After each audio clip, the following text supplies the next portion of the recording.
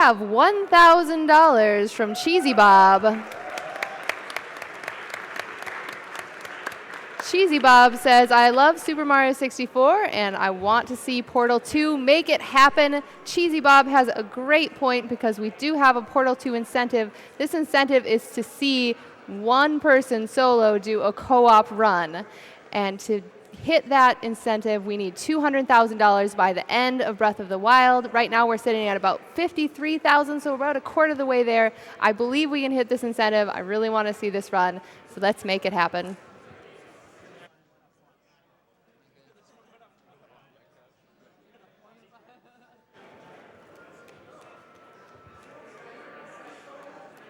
All right, we got $30 from Chamois. Super Mario 64 was the game of my childhood. Donation as I watch you crush what it took me years to achieve. Great run, great event, greater cause. We're going to take a quick commercial break, and we will be right back.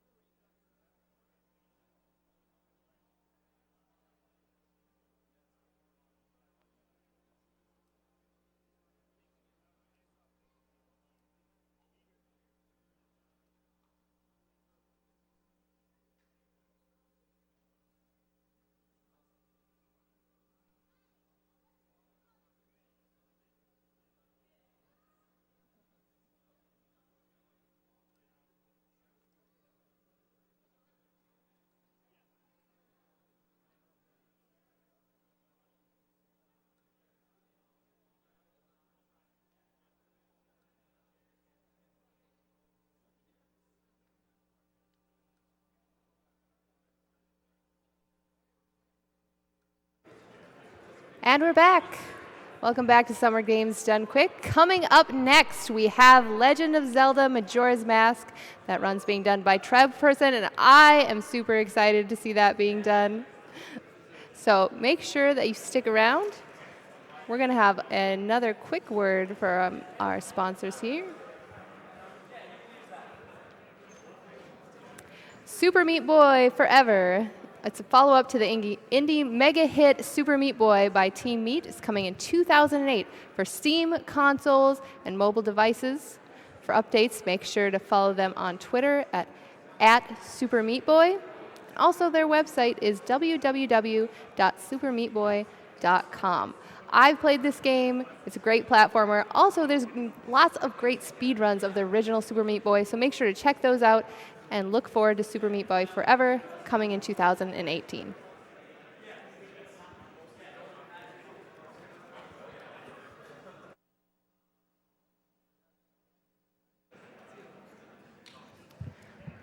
All right, we've got $200 from Zeramus.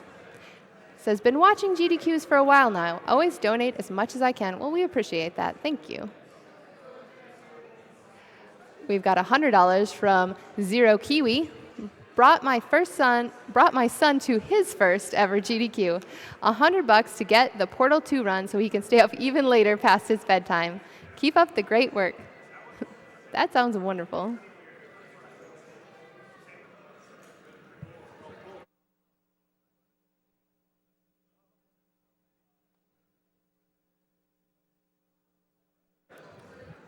Okay, we're going to send it over to the interview desk. So I'm going to throw it over to Sent and Darkman.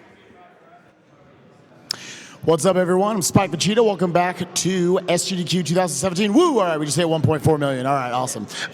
I wanted that number to get there. Welcome back to Summer Games Done Quick 2017, guys. I am Spike Vegeta. Want to thank you guys all for your generosity. $1.4 million, absolutely insane pace. Absolutely crazy. And now I've got Sent here. We're going to try to entice you guys to push us to even greater numbers with all these. We are positively drowning in prizes over here. Sent, what do you got for me today, bud? Oh man, Spike, I got some awesome stuff for you guys. So coming up next, we have Legend of Zelda Majora's Mask, followed by that Breath of the Wild run you guys donated for. Yeah, so get hyped for that.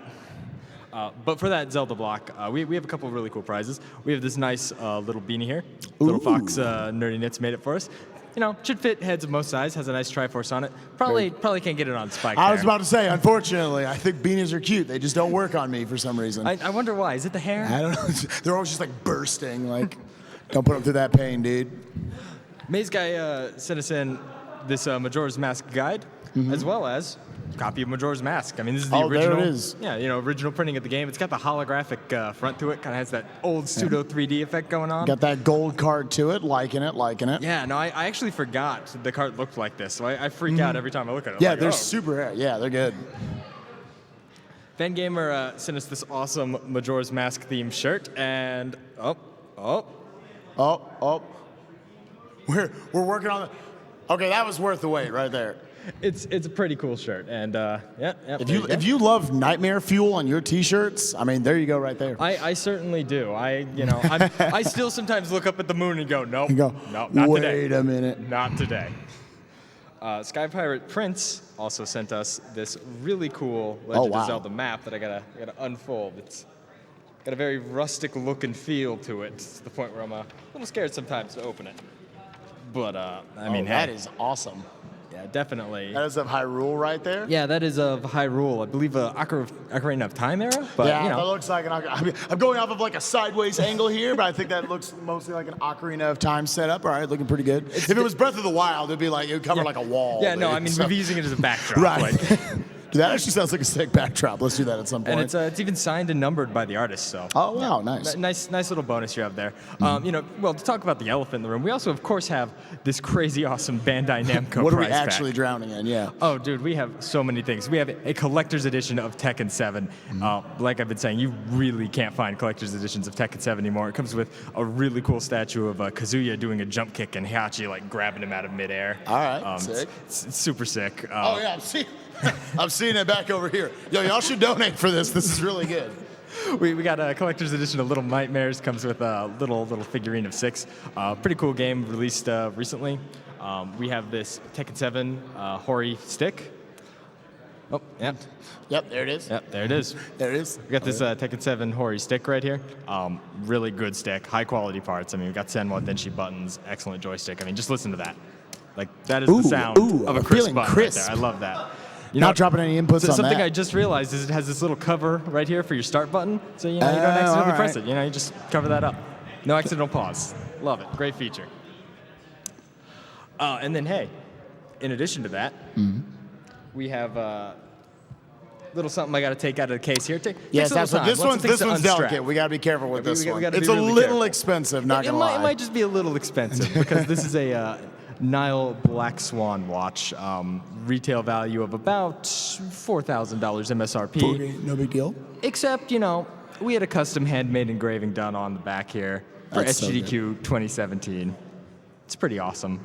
This is going to be $200 today, so I mean, that's on that. Pretty darn good value. $200 at a shot at a $4,000 prize. Just a beautiful watch. And I mean, you know, in addition to that, not only do you get entered for the watch, you get entered for everything on the table. Yes. This Reaper statue, all of this awesome Bandai Namco stuff, all of the great Zelda stuff we've seen, including this Deku mask up on Nets here. Yeah, I mean, he's befallen a terrible fate, hasn't he? As it turns out. Yeah, I don't envy him. But you also get entered into this, into the drawing for this awesome Corsair PC. Again, the specs on this thing are great. It's got custom glass doors with engravings for Summer Games done quick. Lights up really nice. 1060 graphics card, 770K CPU, 32 gigs of RAM from Corsair. Like, this thing is a beast. As someone who's like really done with computers, those sound like huge numbers right now. It's a pretty good computer, and I mean, it will be good. It'll play anything you would ever want to play on it.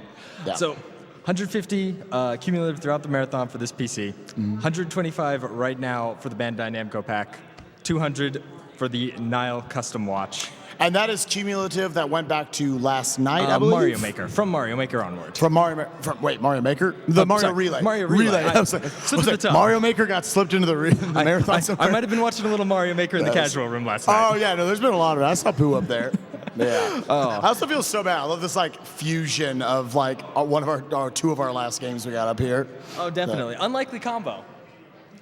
but it works. Real quick, guys, before we throw it back to the host to get ready for Legend of Zelda Majora's Mask, Yes. I thought I'd do a little something to put you guys in the mood, All right. Again, we showed this music box off earlier in the marathon. Came to us from Brackenhawk. Super awesome. Got the GDQ logo on top.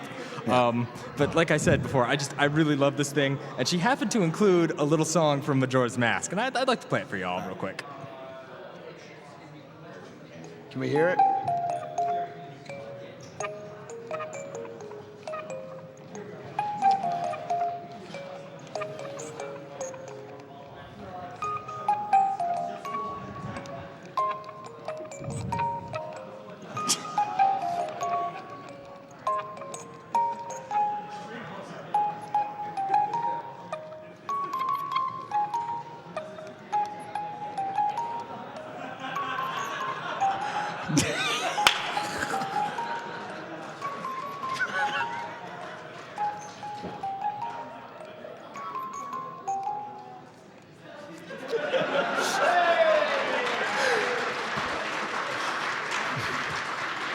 All right. If there was ever a Majora's Mask movie, and they were casting for the Happy Mask Salesman, my friend, I'm inviting you to the audition. I'm just throwing that out there.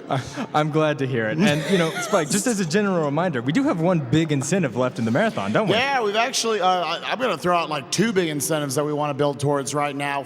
Remember, during this run, if we get to 5 million bits, we're coming up on that 2 million bit mark. If everybody here, go watch one ad and drop 5 cents a piece, we will be at 5 million bits. I promise you guys. I don't do math, but I'm sure it's something like that. So go watch one ad and throw it down. At the end of this run, TrevPerson will not only fight Majora, he will have to fight him blindfolded. So please do that. And in addition to that, we have thrown in one more additional bonus game. That is Portal 2 by Azure. It's actually going to be, this is actually the name of it, a solo co-op run where he's going to have to control both of them with just one person. I don't even know how that works, Spike. No, I want to see how it works. The Portal series, some of the best speed games in the world, absolutely insane to watch. We need $200,000 for that. I think we're somewhere a little over 50K right now. We're going to need that by the end of this run and the Breath of the Wild run right after. I know you guys have that generosity. Let's push towards 2 million, get into the drawings for all these awesome prizes, and let's send it back up. Sent, thank you so much for all of this. Always glad to be here, Spike. Thank you. Heck yeah, dude. And let's send it back up for a little bit of Legend of Zelda Majora's Mask. All right. Just want to give a quick thank you to our previous host, Miss Yellow Killer Bee. What's up, guys? I'm Kung Fu Fruit Cup, and super excited to see this run.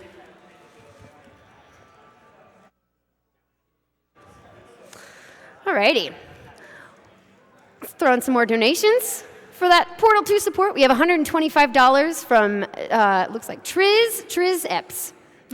Let's see some Portal 2. We've got $50 donation from Survive. Darn you all for making me have to donate again, but Portal 2 must happen. We've got a $200 donation from JS88. I discovered GDQ during med school, and I am now a surgeon in New York. Thanks to everyone for benefiting the medical community. Donation goes towards Portal 2 Run.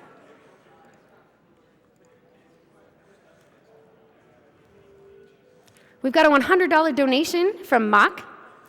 Love the GDQ events. Looking forward to the final runs of the marathon. Thanks to all the runners and organizers for all of their efforts. It's $150 from Pere Dolian. Always love watching GDQ. Keep being great. $100 from BDragon28. Says, good luck, Trev. Donation goes to TrevPerson's Choice.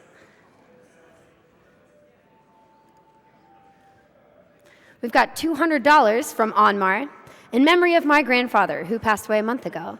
He probably would not understand what I find entertaining in speedruns, but he would definitely support anything which raises money for MSF.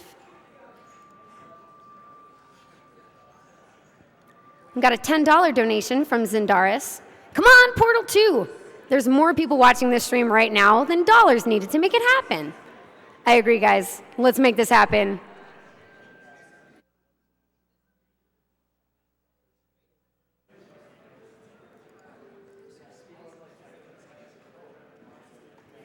We got $200 from Fate Dragon, who says, thank you for everything you all do.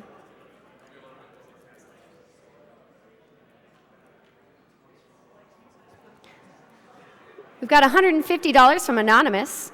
Been loving this SGDQ, and I am so hyped to see Breath of the Wild and some flying rocks. Love what everyone does to make these events happen.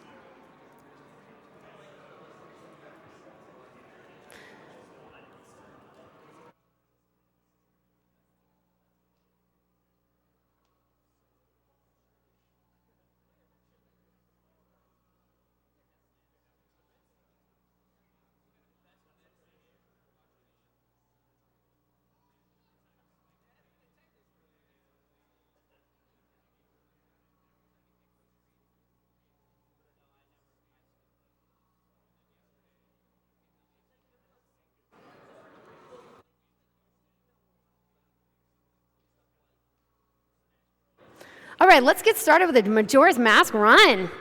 Good luck, Trev. It's going to be great. Just to double check, the file name is Lonk. Is the file name Lonk? The last time I checked, it was Lonk.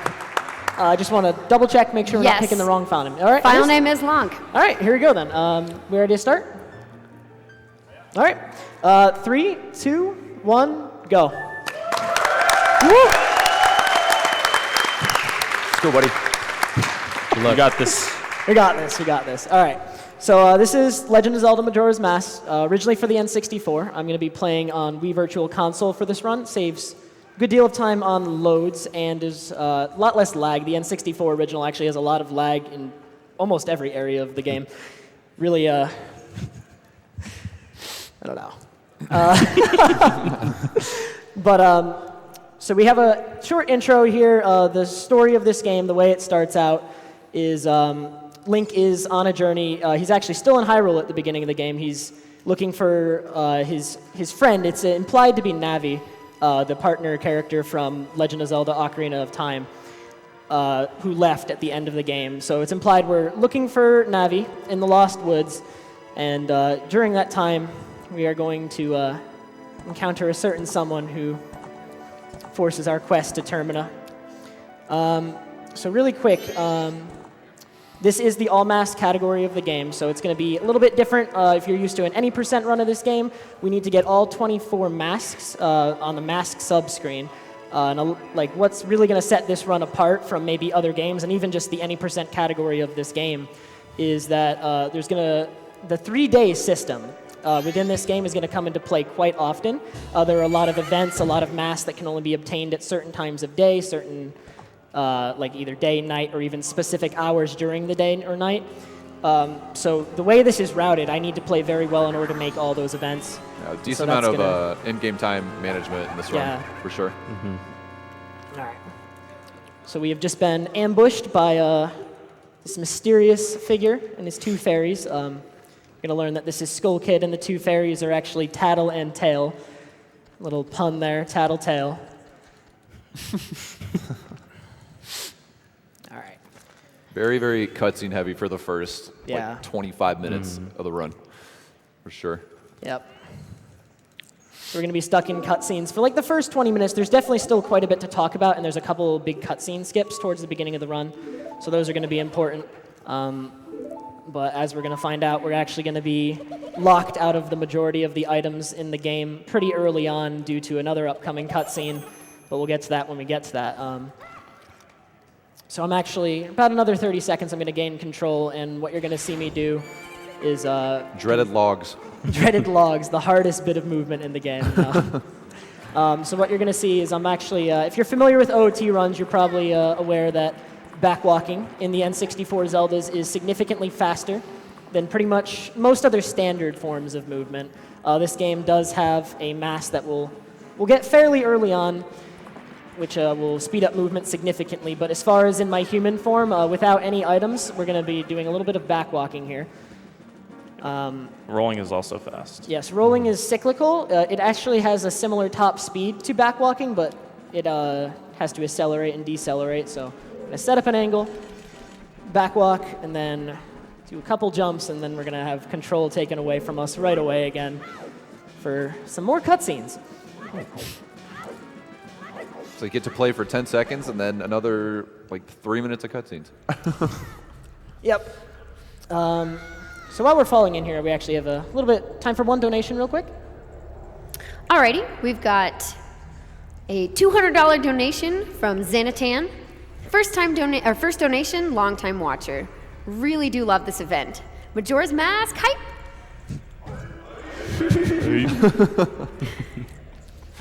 We also have another $200 donation from Telios. Awesome event. Love everything you are doing for an amazing cause. All right. So now we've landed in what is essentially the gateway to Termina. I don't actually know if this is considered part of Termina, but we're now in between Hyrule. We've basically left. Thankfully, we fell on that Deku flower that was just conveniently right below us. Actually, in this game, if you fall on Deku flowers from any height, you do not take any damage. And even though that was a cutscene, that's a neat little thing, a little tidbit. I did not know that. I don't know that either. But right now we're going through a cutscene. The Skull Kid, who is actually the character who has stolen our ocarina and our horse, is possessed by what is essentially the main antagonist of the game, but we don't know that yet, so that's hush-hush spoilers. But Skull Kid is using Majora's Mask in order to basically harass everyone in Termina, and he's actually about to turn us into a Deku. And so for the intro of this game, we're going to be stuck in this form. Unfortunately, Deku is very limited, which kind of restricts what we can do. This is why the intro of the game is known as the dreaded first cycle. There's very little we can do, and at the moment, there is no way to escape being a Deku by any means other than the intended means. There are a couple of theories, though, but none of them have ever come to fruition, really. So unfortunately, we do have to go through the intro, but there is a major cutscene skip coming up, actually a text skip and the cutscene skip. Hopefully we get both of those. I'm definitely concerned about the cutscene skip, because we're going to do a little bit of movement, a little bit of tutorials real quick. Yeah, so you're going to end up seeing him pausing a lot, going up these stairs, and essentially the way cutscenes work in this game is it takes 2 frames for them to activate, so he's going to be advancing frame by frame, going up these stairs to try to skip this cutscene coming up. It's not that hard to do, but the door is kind of funky sometimes trying to open it. It control you, so we'll see what happens. Yeah, we're definitely going to be playing it safe. If I do mess up this cutscene skip, it's about a 40-second cutscene. Not too bad. Definitely would prefer to get it. It's like the major time save you can get in the intro in this game. All right. So we're going to be coming up to that shortly, but right before that, actually, there's a text skip coming up here when as soon as I do this first bit of Deku flying, right before I make it to the load zone. So I'm going to go in for that. Just a short little tattle text prompt pops up as on this platform. So I'm going to do line up here, turn up left, and hopefully dodge the text trigger completely. So right before that Deku flower, there is a text trigger. Managed to dodge that one. And now here's the really important part. I'm going to need silence for this one. Hopefully we can nail this one. So like we described, I'm going to be doing a bunch of pausing and unpausing. Cutscenes in this game do take 2 frames to activate generally. Very few exceptions. And by pausing and advancing the game 1 frame at a time, we'll never give the game those 2 consecutive frames it needs to start the cutscene.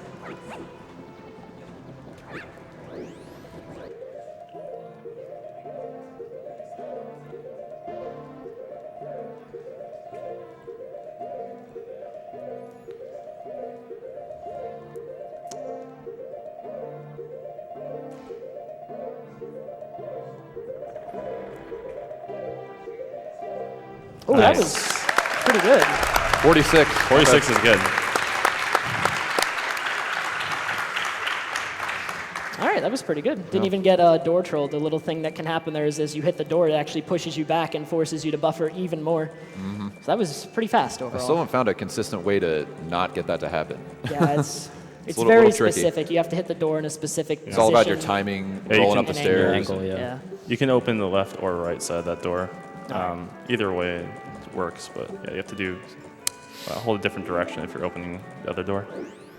All right, so we've now entered Clock Town. You're going to notice that a little clock has appeared at the bottom of the screen, says first, and shows the hour, actually. Once you enter Clocktown, begins the 72-hour countdown, which each hour in this game is about 45 seconds. So it's a pretty short timer overall, but within that time, you need to do what you can to stop the moon from crashing into Termina. But actually, I want to accelerate that process because, like I said, we're in the intro right now. I'm kind of restricted, still stuck as a Deku. I actually want to get out of that segment of the run as fast as possible. So we're actually going to be talking to Grandma here and picking this story, which advances a full day. So it's now the second day, and we're going to do it one more time to get to the third day. Shoutouts to Nana. But yeah, until we get to the end of this 3-day cycle, we actually cannot get back our ocarina. Until we get back our ocarina that Skull Kid stole from us, we can't become human again. All right. So now we're on the final day, and that's not quite good enough yet. I want to get a little bit further, and there's one more way I can advance the in-game time. We're going to make it the night of the final day by going over here, and actually in a shop called the Trading Post, there is a scarecrow we can speak with, and he will advance it to night for us.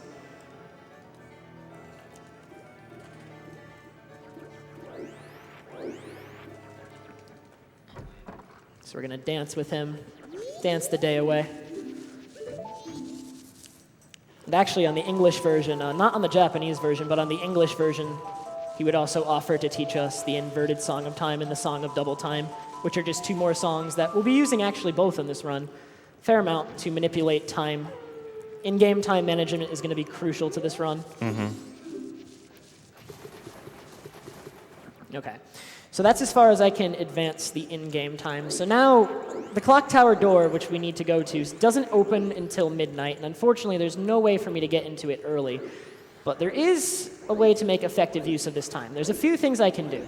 I still need magic. I don't have magic yet. And without magic, I will be unable to shoot Skull Kid to recover my ocarina. But also, I need to get a little bit of money, so we're going to head up here.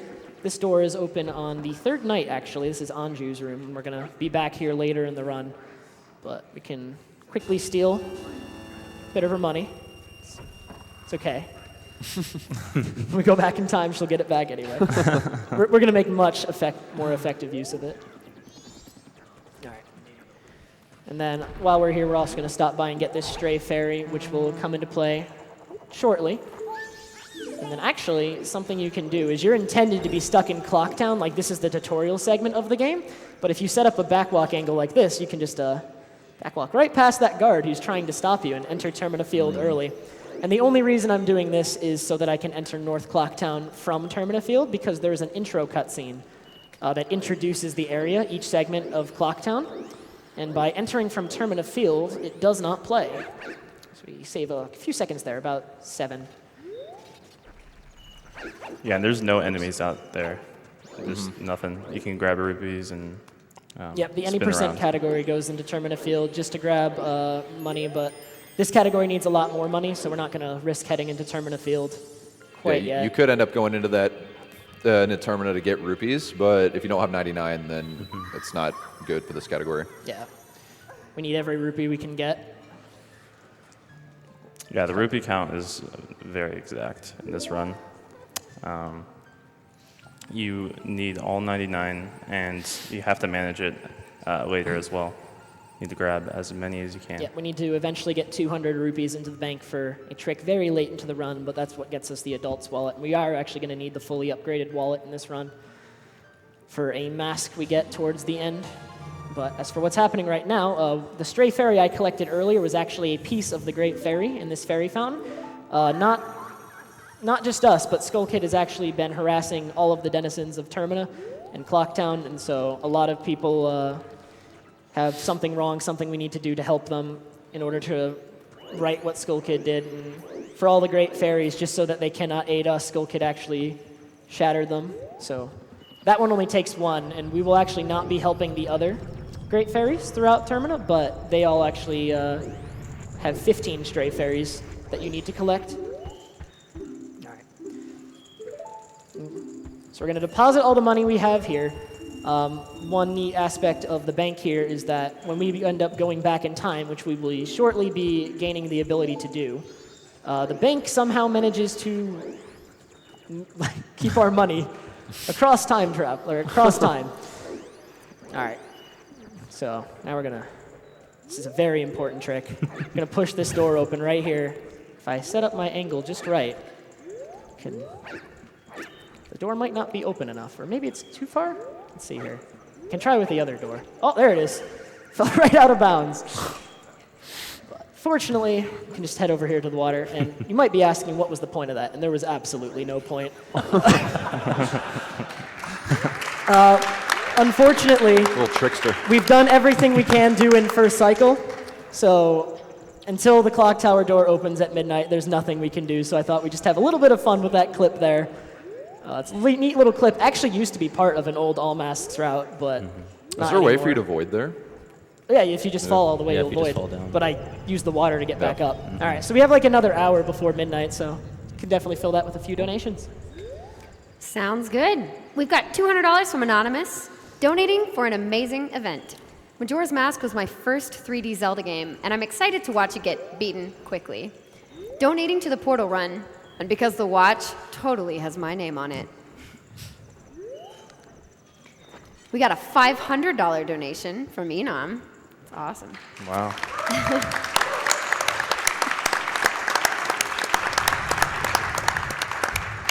Who says, I really want to see that solo Portal 2 co-op speedrun.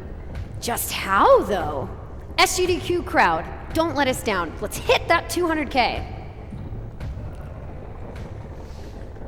All right, so we've hit midnight. Clock tower is opening. For some reason, I guess it's automated because pretty much everyone has abandoned Clock Town at this point. They've all fled.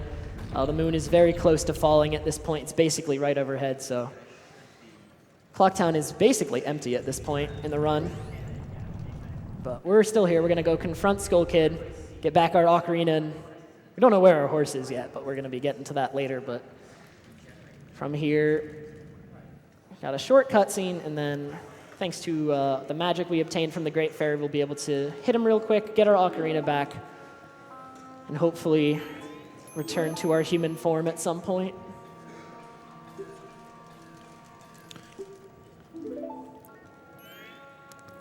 Ocarina is a very important item in this game. It can't really do much without it. So once we get this, it'll be nice to reset. Yep. Until we get our ocarina back, the game is what's basically a first cycle state. The Termina field we entered earlier actually is very different from the normal Termina field. A lot of the grottos that are normally in Termina field were actually missing. They actually show up there once we get our ocarina back, but the game's kind of flag for being in first cycle or not in first cycle is us having our ocarina when we enter certain areas. So we're going to recover it here. And then we got a short little flashback, the only appearance of Zelda in this Legend of Zelda game, where she will teach us the Song of Time. And this is just a flashback to before Link left Hyrule. So we got like maybe 10 more minutes, a little less than 10 minutes of cutscenes and boring stuff. No, it's only like 6 or 7, actually. Maybe it is. But then once we get out of first cycle and we've regained our human form, then the game really breaks open. There's a lot we can do in our human form, and there's going to be a lot of immediate sequence breaking. Mm-hmm. Not going to spoil too much, because then I won't have anything to talk about there, but...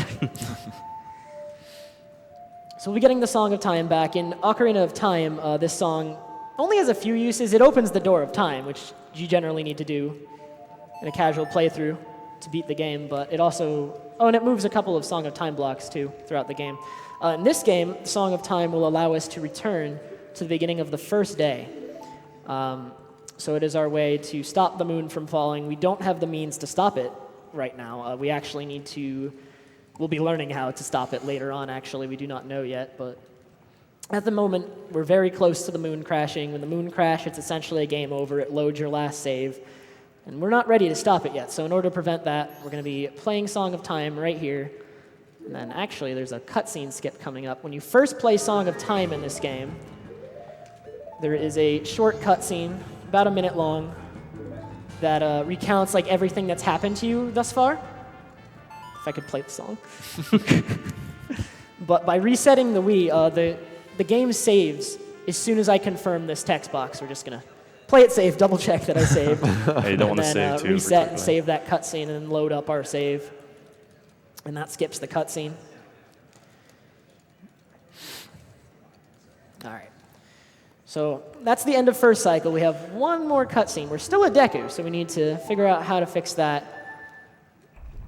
So we're actually going to head back into Clock Tower now and meet the happy mask salesman that we so rudely skipped earlier. Have a chat with him. If you actually watch the cutscene with him earlier on, he promises that if you can recover your ocarina, he'll help you escape this form. So he's going to teach us yet another song. This one's the Song of Healing. This one can be used to heal the spirits of lost souls. In our case, it will return us to a human form, and thus we'll be able to gain access to all the areas outside Clocktown normally, and most of the items in the game as well. So, while this cutscene plays, we do have time for another donation or two. Okay. We got a $50 donation from Baldwin, who happens to be my bunny. She goes, "Hi, I'm Baldwin, and I'm 7 years old. First time watching GDQ. Mom said I could help donate to a worthy cause. SGDQ would definitely be it, even if it has to come out of my allowance. Shout outs to all the staff involved for making this happen." Thank you, Baldwin. We got another $50 from Anonymous. Absolutely love GDQ. Been watching for years. First time donating. Great runners, great games, great cause. All right. So this is the first of the 24 masks we're going to need to get throughout this run. We're not stopping at beating the game. We will be getting all of them. And this is actually one of the more important ones in the game. There are actually 3 masks in this game that have a lot more uses than most of the others. They, in addition to you just wearing them, they actually transform you into a certain form. So the Deku mask we just obtained will allow us to take on that Deku form we were stuck in at any point we want in the game. And that's going to be very useful throughout. And then there's going to be 2 more just like that will allow us to take on 2 other forms. We'll get to those when we get to them, but they're both going to be very important as well. They are the most important masks in this run. So we do want to get all of them pretty early. One of them certainly more important than the other, and we'll be getting that one soon. All right. So Happy Mask Salesman is essentially telling us more about Skull Kid now, giving us a little bit more information about what we're up against. Essentially telling us that Skull Kid has stolen Majora's mask from him, actually.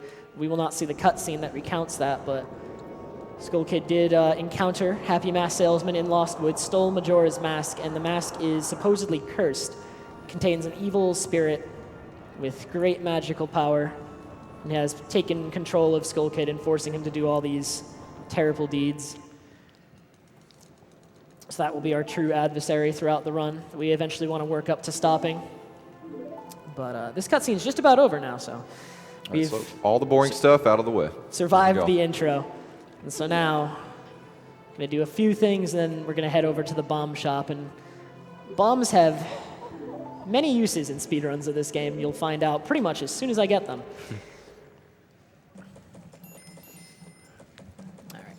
So as soon as I gain control here, first thing I'm going to do actually is I'm going to play Song of Double Time. Song of Double Time is a song that manipulates time. It's going to advance to the beginning of the next 12-hour segment.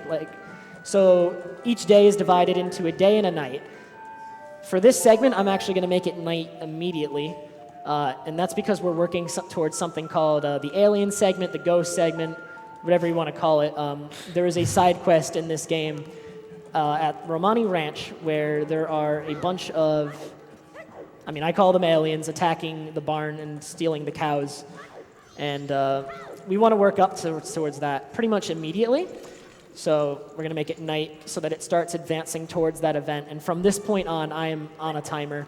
I need to be playing fairly well, because if I go slowly, then the in-game time is going to go a little bit too far, and I won't make it to the ranch on time, because there's plenty of things I need to do beforehand. There's actually a way to save that. If you end up going too slow, you can invert time so that it goes slower, but it's a huge time loss to do that. So yeah, we definitely want to make it there without inverting time, which is the other song that manipulates time. Inverted Song of Time is just the Song of Time backwards, and it actually slows time down to 1/3 its normal speed. which funnily enough, in MM3D, they changed to 1/2.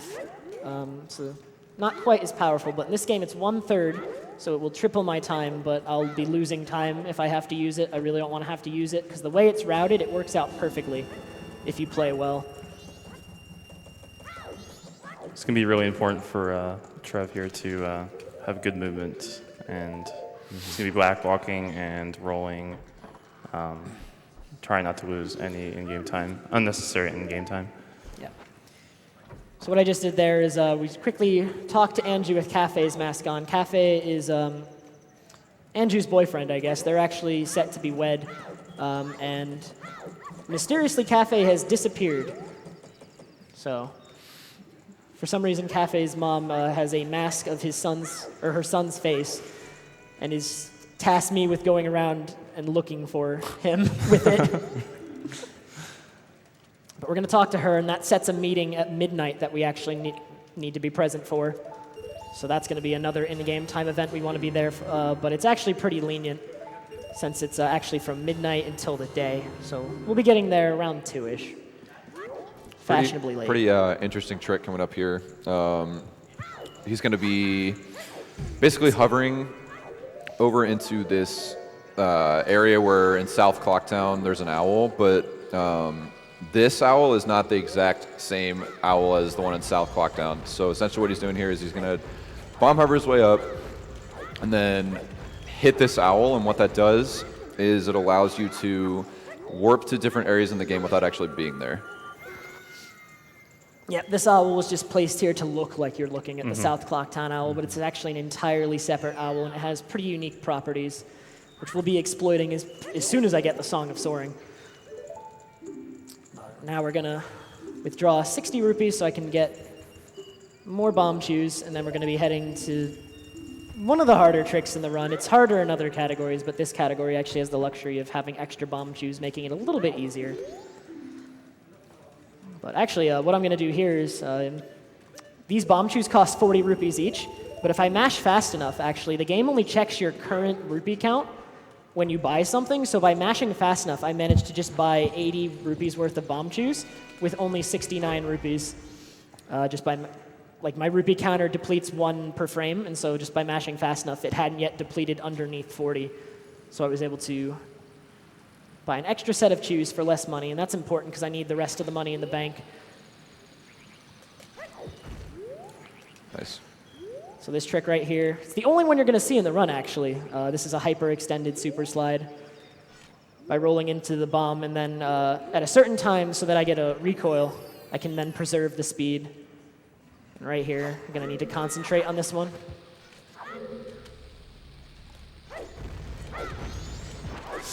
Yeah, that's fine.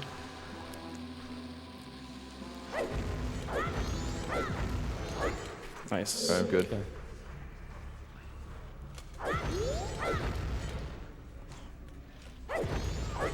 Nice. I'm going to do 1 mega to make up for the chew.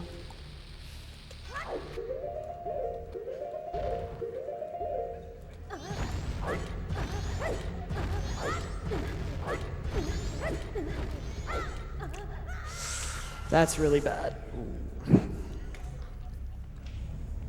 That's not good. All right, so that's going to cost us quite a bit of time, unfortunately. That's the one thing I was hoping wouldn't go poorly. We're going to have to invert later, but there is a backup for this. It's going to be a little bit slow. That's really unfortunate. That is one of the harder tricks in the run, but I actually don't have enough money. It's night. I'm not thinking. This is definitely the one thing I hoped wouldn't go wrong. We're going to have to do quite a bit to make up for that. We do have one more try. I'm going to be able to buy more chews, and we're going to have to go out here, get some more money. This is a rather major time loss, but we can definitely make it work. So there's a couple more rupees that we can get over here to make up for the chews. That is one of the harder tricks in the run. Little invisible rupee right there, and then we have enough for more chews. I am going to wait a little bit to invert. There's no way I'll make aliens now without slowing down time, but I am going to wait a little bit. And we have one more try at this trick with the chews that I'm going to have. And if not, there is yet another backup, but hopefully we get it this time. I really do want to show this off. Yeah, this trick can be extremely unforgiving. Yeah. for sure. Very reset heavy. Because you play 25 minutes into your run, and then if that goes wrong, then you get a nice little reset. Yep. All right. We'll give it another go. You got this. Shoutouts to Popes. I get to do another Hess, I guess. All right. Gotta really concentrate. Hopefully I get it this time. Think we got a sec for a quick announcement? In like 30 seconds. I will wait.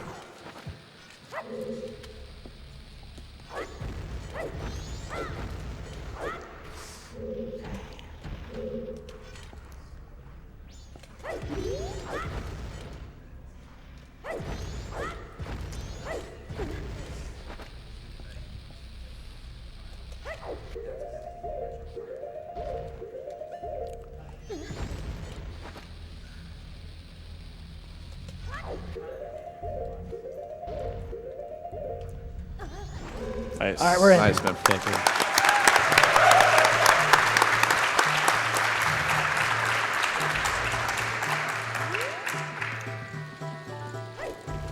So here, if you have the right height, you can clip right on top of that platform.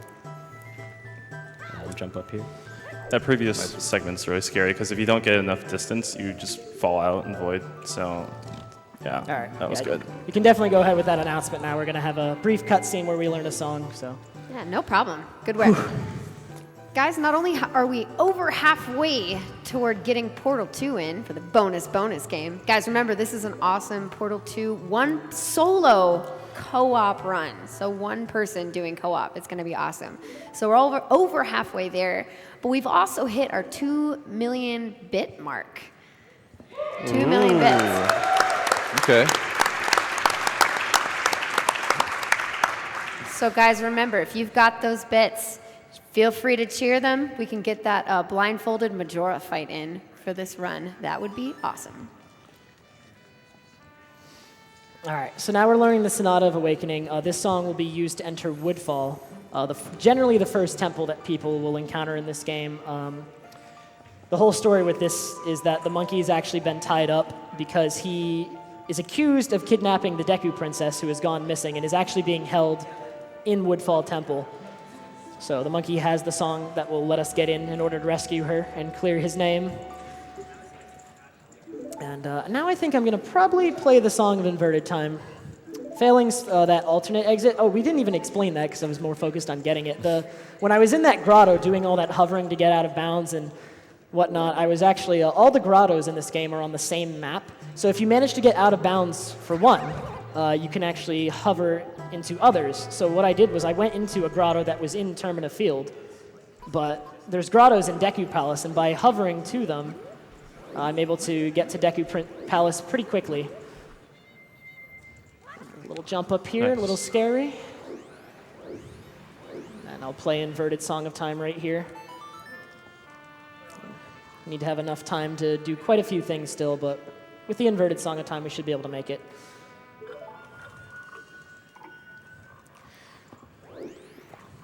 All right, and now we're going to get the Song of Soaring. So recall that I hit that owl statue earlier that was in West Clocktown as opposed to South Clocktown by hovering around the load zone. Now we're really going to make use of that to do some pretty significant sequence breaking. So I have yet to hit any owl statues other than the hidden owl statue in Clocktown. And I'm going to be able to soar to pretty much anyone I want. There is a restriction on it. However, it's pretty, like, we can get where we need to go. And like throughout the game, I'm going to be going to certain locations just so that I can get to like all the owl statues in the game.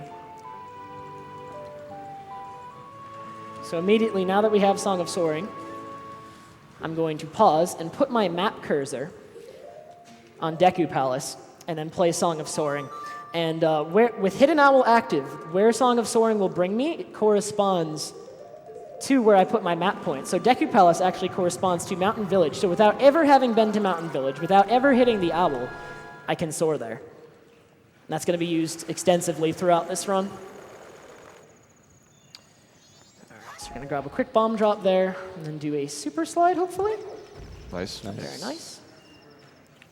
So In-game time is 12. That's a little bit iffy, but with Song of Inverted Time, like Song of Inverted time is very powerful in this game. So it is 1/3 speed, so we're going to have to leave it like that for a while, but everything should be fine on making it to the ranch to stop the aliens. And just to put it into perspective, the aliens will win at 3:49 in-game time. So I need to be there a little bit beforehand so I have time to stop them. And I'm going to be there pretty late. Like, ideally, I'm going to be arriving like 3:20-ish. I'm only going to have like 20 in-game minutes to stop them, which is like roughly 15 seconds. But should be fine. Most of the speed in this game comes from bombs. It's just always bombs. Bombs have a lot of properties that make them very useful in speedruns. They are both a damage source and something you can pick up, which is actually both things you need for a super slide, so it's very convenient. All right. So we're going to grab Lens of Truth. This is just necessary to get Goron Mask. Otherwise, oh, and Stone Mask in this category, actually. And then there's a convenient 50 rupee chest here. And now we're going to put our map point on Woodfall, or not in Woodfall, that's Mountain Village, excuse me. And this will allow us to soar to Woodfall, where we're going to go in and get Bo.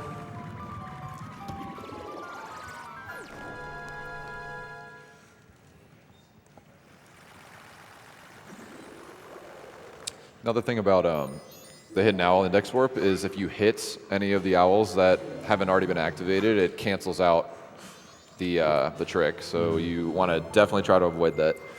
Oh yeah, I was like really scared right there. One Don't want to do that. One other useful item in this game is bow. So getting bow as early as possible is important. Yep, and we're actually going to be getting Bo and then leaving the temple. If you complete Woodfall first, there are actually a bunch of extra cutscenes, or just one really. After beating Woodfall, you're going to be placed in the room where the Deku Princess is being held, and if you beat Woodfall first, then Tattle, who has been following us ever since the intro, who's our fairy for the game, will apologize for harassing us in Lost Woods earlier. However, if we beat a different dungeon first, then that cutscene does not play. So we will be entering Woodfall just for Bo, but then leaving to avoid that cutscene and coming back later.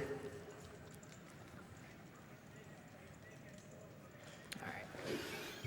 So we have very few tools at this point, and so but we still can get a little backflip up here, skipping about half of the room. It's just a lot of Deku flying, and Deku flying isn't really that fast. And notice here that I'm dropping Deku Nuts. These Deku Nuts, we want to get rid of all of them because I'm going to be duping bottles over them, actually. The only reason we got Deku Nuts, they're not useful, is so that we can dupe a bottle over of them, which is useful because we're going to need a lot of bottles later in this run.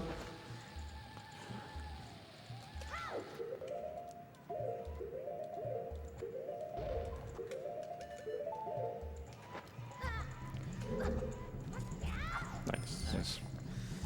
So that was a mega flip. By rolling into the bomb at a certain 2-frame window, I get a lot of recoil from the bomb blast, but I'm also rolling during invincibility frames, and then I can backflip and use the recoil speed.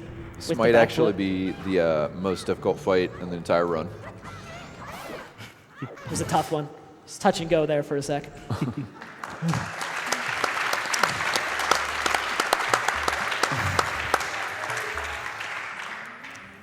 So how's our in-game time looking? I think it was 12:45. We can probably uninvert soon. For marathon safety, we'll probably just leave it inverted for a little bit. Don't want to speed up time. Don't want to take any risks. Missing aliens is going to be... It's very hard to reroute around. Like, I have planned for that possibility, but it's really not something we want to try to do. So definitely going to play it safe, make sure we get to aliens. So now we're going to soar out of the temple. And then we're going to do actually a brand new trick. The setup for this trick was found like a week before GDQ, so it's like 2 weeks old now. So hopefully I get it. Definitely got to give credit to Seedborn for finding a consistent setup for this trick. It was found, and it was very difficult to do. Like, no one was getting it 100% of the time.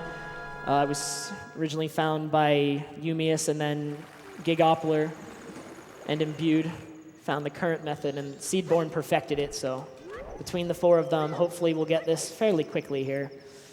Concentrate. Oh, lost my ISG.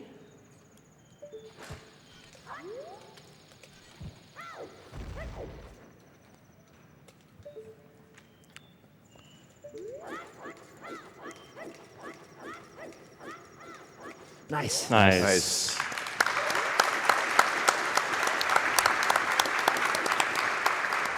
I should never We seen reach that the before. top of, there's a giant ladder that you have to climb to reach this area normally. And we skipped all of that. Saves about 20 seconds. All right. So we are going to uninvert, let time progress normally now. It's only 1. It's actually a little bit earlier than I would normally like here, but in the interest of safety, that's perfectly fine. And we're going to get our second major transformation mask of the game, this time the Goron mask, which is the fastest mask in the game. The Goron actually with spikes, so when you roll as Goron and you have magic, it eventually builds up to a spike roll, gets faster. And when you have spikes as Goron, it actually rolls at the same speed as a Hess. So to put it in perspective, I believe Link's walking speed is 4.75, if I'm not, it's either 4.25 or 4.75. Yeah, that sounds right. And Goron roll with spikes is a speed of 18. So it's definitely a lot faster than standard movement, and even rolls pale in comparison, like rolls and backwalking. So this is going to be, for a large portion of the run, our main form of movement. We're going to be Goron quite often. And now we're going to head back to Clocktown to finally meet Anju, who's been waiting on us to talk about her boyfriend. Yeah, Goron makes a lot of the temples easier, too, just in general.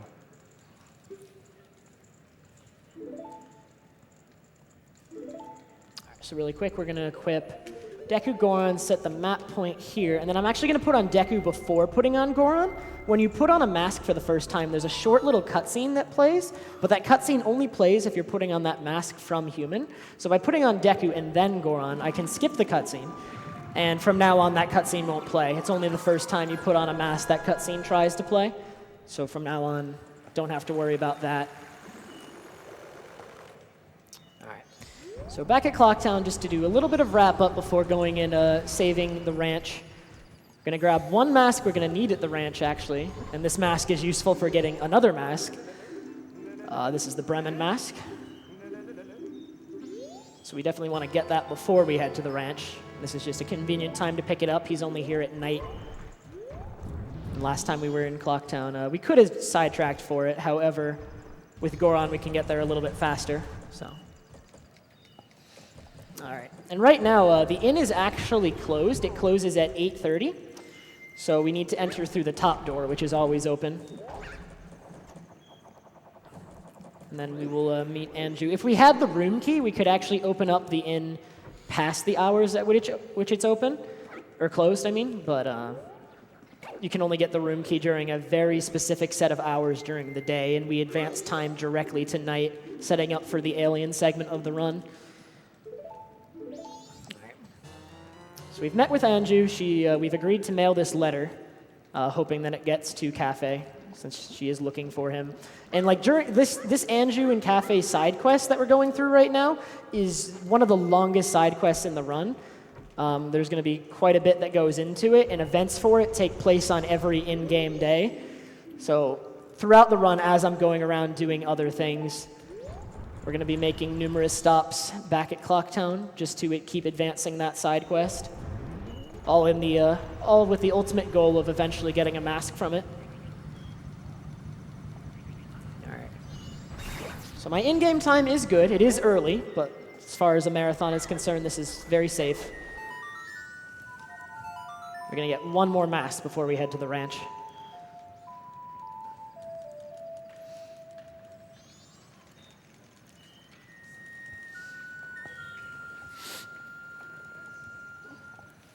You can definitely read a donation or two here. Alrighty, we have a $2,222.22 donation. Wow. This is from 22125, and the donation reads 2. We've also got a $125 donation from Anonymous. It says, TrevPerson, ah! So stoked to see you on the big stage here. I just needed to tell you that you are my favorite speedrunner and you do so much to keep the scene positive and friendly. So there's a very large boulder blocking the entrance to the ranch. We're just going to hover straight in. We normally need to have completed Snowhead and get a very large bomb called the Powder Keg in order to clear that boulder, but we can just hover straight over and slash it, and we'll actually recoil straight into the load zone. And, we arrive actually as the event is progressing. Oops. All right. So they do win at 3:49. We have about a half an hour. This is pretty good. I'm going to shoot. There's one alien on the other side of this barn. If I line it up correctly, I can shoot it right through it. That building has no collision for arrows. And that is all 8. So we have successfully defended the ranch. We do need to clear another wave. And also, while we're here, that's our horse.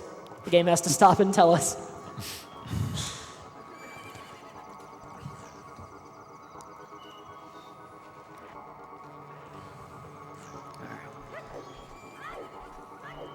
So we're going to wait until 4, and then I'm going to start shooting the next wave of aliens past 4.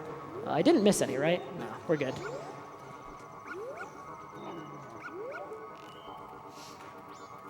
So past 4, any aliens I shoot, the one that respawns to take its place does not have enough time anymore to make it to the barn before the event ends.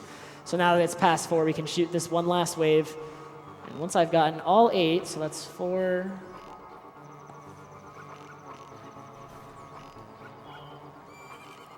And so now none of them can make it to the barn. So with the remaining time before the event ends, there's really nothing to do, actually. And 100% you can store Song of Double Time because it'll allow you to advance the days faster. I'm just going to look for magic, get it, fill up on everything I need. And then I guess I can head over here just to burn time. Do a little quick slide for swag. Okay. And a little known thing, there are some rupees up here. Might as well get them. They are not necessary, but extra money's never a problem. And we've successfully made it through probably one of the more stressful segments of the run. Yeah.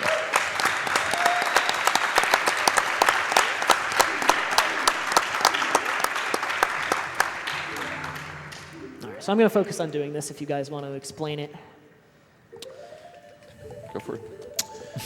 Okay, so Trev will be depositing this milk or drinking it, meaning he's going to pick up some bugs to dupe over some items that he's grabbed. So essentially the empty item slots that he has for the stick and the nuts and the chews, right? He's going to be dropping bugs up here. And essentially what he's doing is overwriting those empty item slots with another bottle. And what this does is when we go to Pirate's Fortress, we'll have enough bottles to be able to... Oh, I guess there's this trick too. But yeah, we'll do this trick first. First, we're going to be voiding out. That ladder is obviously very well constructed. And what I did was I actually got Ocarina while walking at the Gossip Stone so that I could, play Ocarina while walking. Fairly self-explanatory.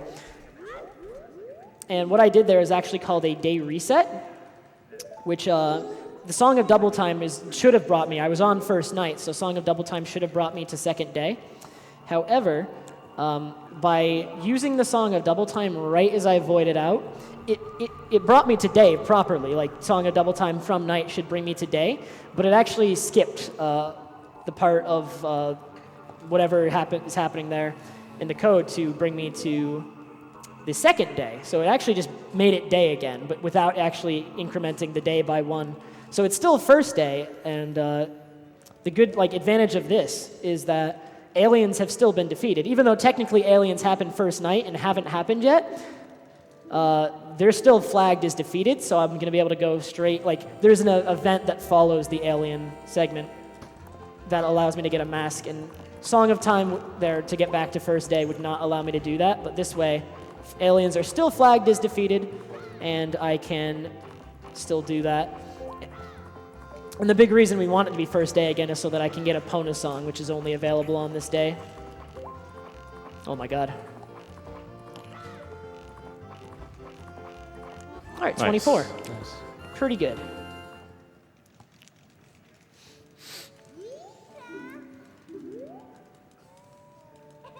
I am notorious for failing this song. Songs are actually really hard in this game. Very, very hard. And I'm playing on a GameCube controller, and the only way for me to hit C up is with the C stick, which is just... Oh, I got it first try. Nice.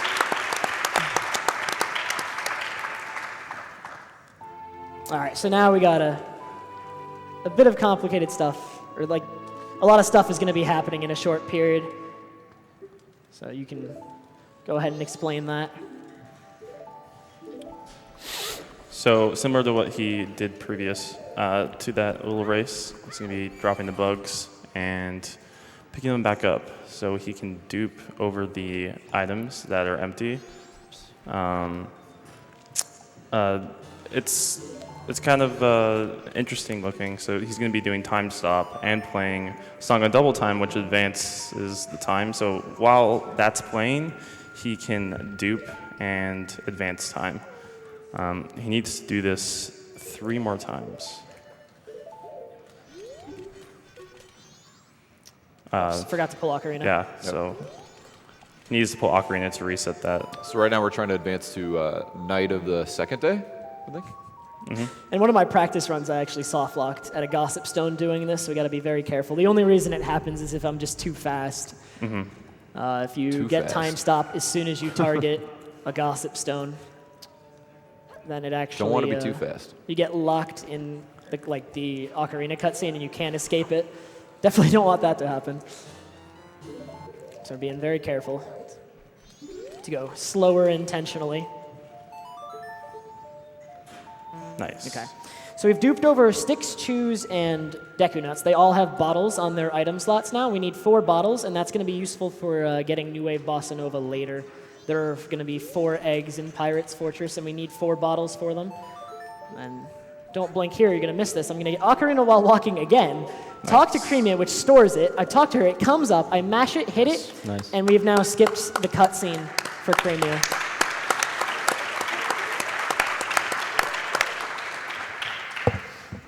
So right now there are 3 cutscenes associated with the Cremia side quest that will get me Romani's mask.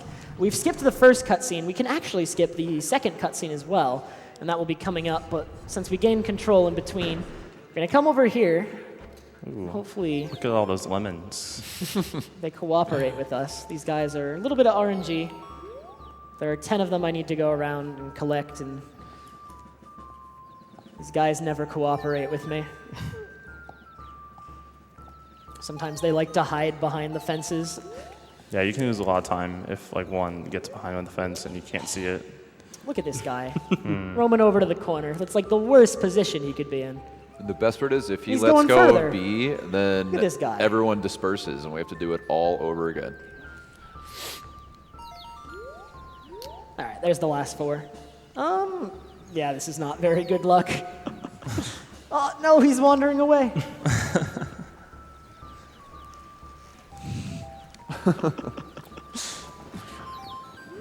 Could throw in a few donations if you got some time. Yeah. Yeah. Yep. All right, we have an $800 donation from Juki. Let's go. Who says, was out of town for the start of the event, so I almost forgot to donate. Best of luck, runners, and let's get that Portal 2 incentive met. Just so you all know, we are at 120K for the Portal 2 run. That means we need only 80K left. I think we can do it, guys. What do you guys think?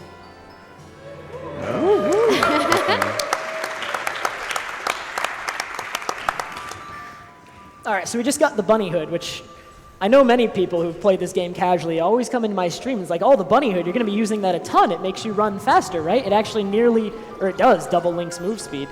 Or nearly, not quite. But it's just outpaced by Goron Mask at pretty much every turn. We're going to be using it a little in areas where we need to stay human, but for the most part, we're just going to be it's not even worth it to put it on a C button. Just the time it takes to put it on the C button doesn't save enough time to merit using it. It's So the we'll same actually be speed as seeing it very backwalking, little. right? It's the same speed as backwalking. Yes, right? backwalking and bunnyhood are actually the same speed. Bunnyhood is a little bit faster just because it accelerates up to top speed faster, but beyond that, it's just like, it's never worth using. All right. I said if I did not get a 46, I was going to donate $50 to charity. A 46 in this minigame is very difficult to get. I actually haven't got one in a while. So let's see here. You want to manage the carrots a certain way to maximize top speed.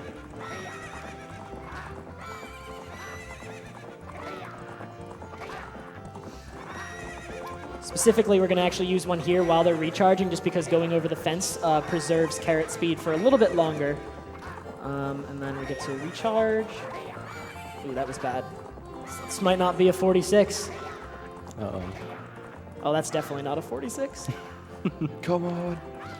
Charity might be getting some extra money right here. Oh, the low 47. All right.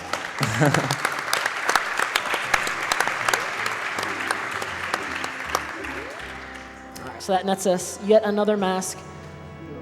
And now, remember that I skipped that cutscene earlier with Creamo on the milk ride? We're now about to skip the second one. So I'm going to do a little thing here with some slashes to get a standstill through the load zone, which sets up my position. Backwalk or backflip and a roll there. I'm now right next to the load zone. I'm pretty much as close to the load zone back into the area I came from as I can be. So I'm going to advance it, and it being night here is going to try to initiate the second Creamo cutscene, but I'm so close to the load zone that I can just walk in as it starts and skip it straight to the third. So we managed to skip both of the first two cutscenes preceding this one. And unfortunately, there's no way to skip this one. This one is the primary one that we need to complete in order to get Romani's mask. So essentially what has happened up to this point is she's trying to deliver the milk from the ranch to Clocktown. And she has to take a detour, and we're being attacked by these bandits, who are actually the people we just raced, trying to break these jugs right here with the milk so that she can't deliver it. Wow. Wow. Wow. And after shooting each of them 3 times, they no longer have enough time to break the milk jugs. So we just we'll have a nice, lovely look at the moon while we watch this event. And just for the rest, time for donations for sure. Sounds good. We have a $200 donation from Anonymous who says, "Hey, listen." Wrong game. Yeah. We also have a $900 donation, which is awesome.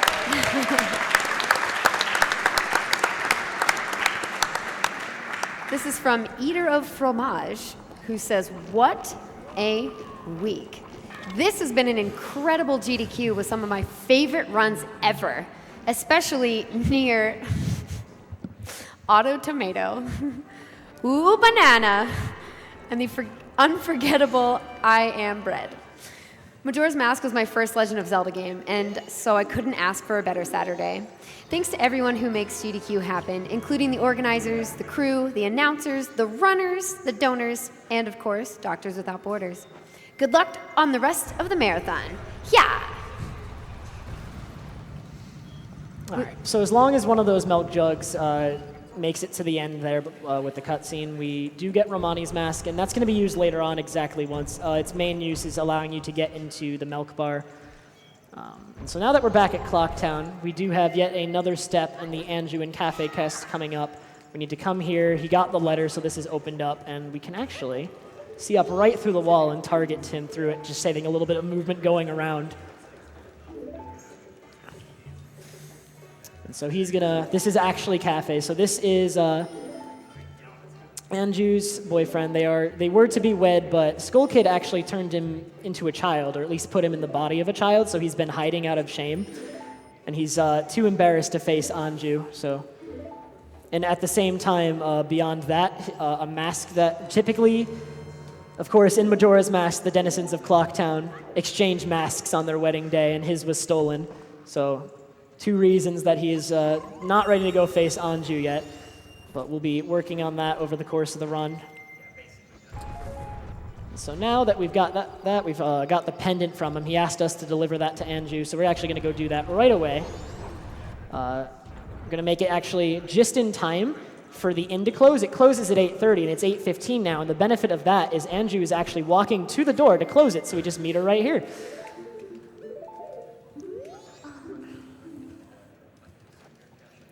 We'll give that. And then that's it for Clocktown for a little bit. Now we're going to head and get the last transformation mask.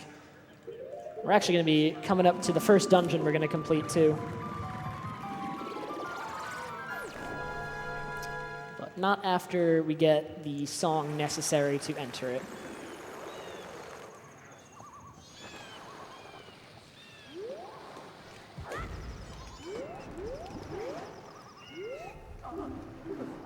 All right.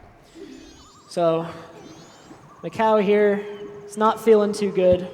He's gravely injured. We need to push him all the way to shore. Unfortunately, we come here on second day. Macau's position is actually different depending on the day we arrive here. He's the closest to the shore on the first day, but it's just not convenient for this route to come here during the first day, so unfortunately we need to come here during the second one. And he's a little bit further out, so we got to push him quite a ways here. On the third day, he's actually a little bit closer to us, at least. Pushing him is a similar distance. He's just a little bit closer to the owl statue where we arrived. So once we get him to shore, we need... This entire section is just really slow, because now that we got him to shore, he's going to slowly get up, clip into Link a little bit, and now we actually have to watch him walk all the way to like... Aren't the cutscenes great in this game? Oh, yeah. Now, this cutscene is actually longer, I believe, than the cutscene of King Zora moving out of the way in OOT, believe it or not.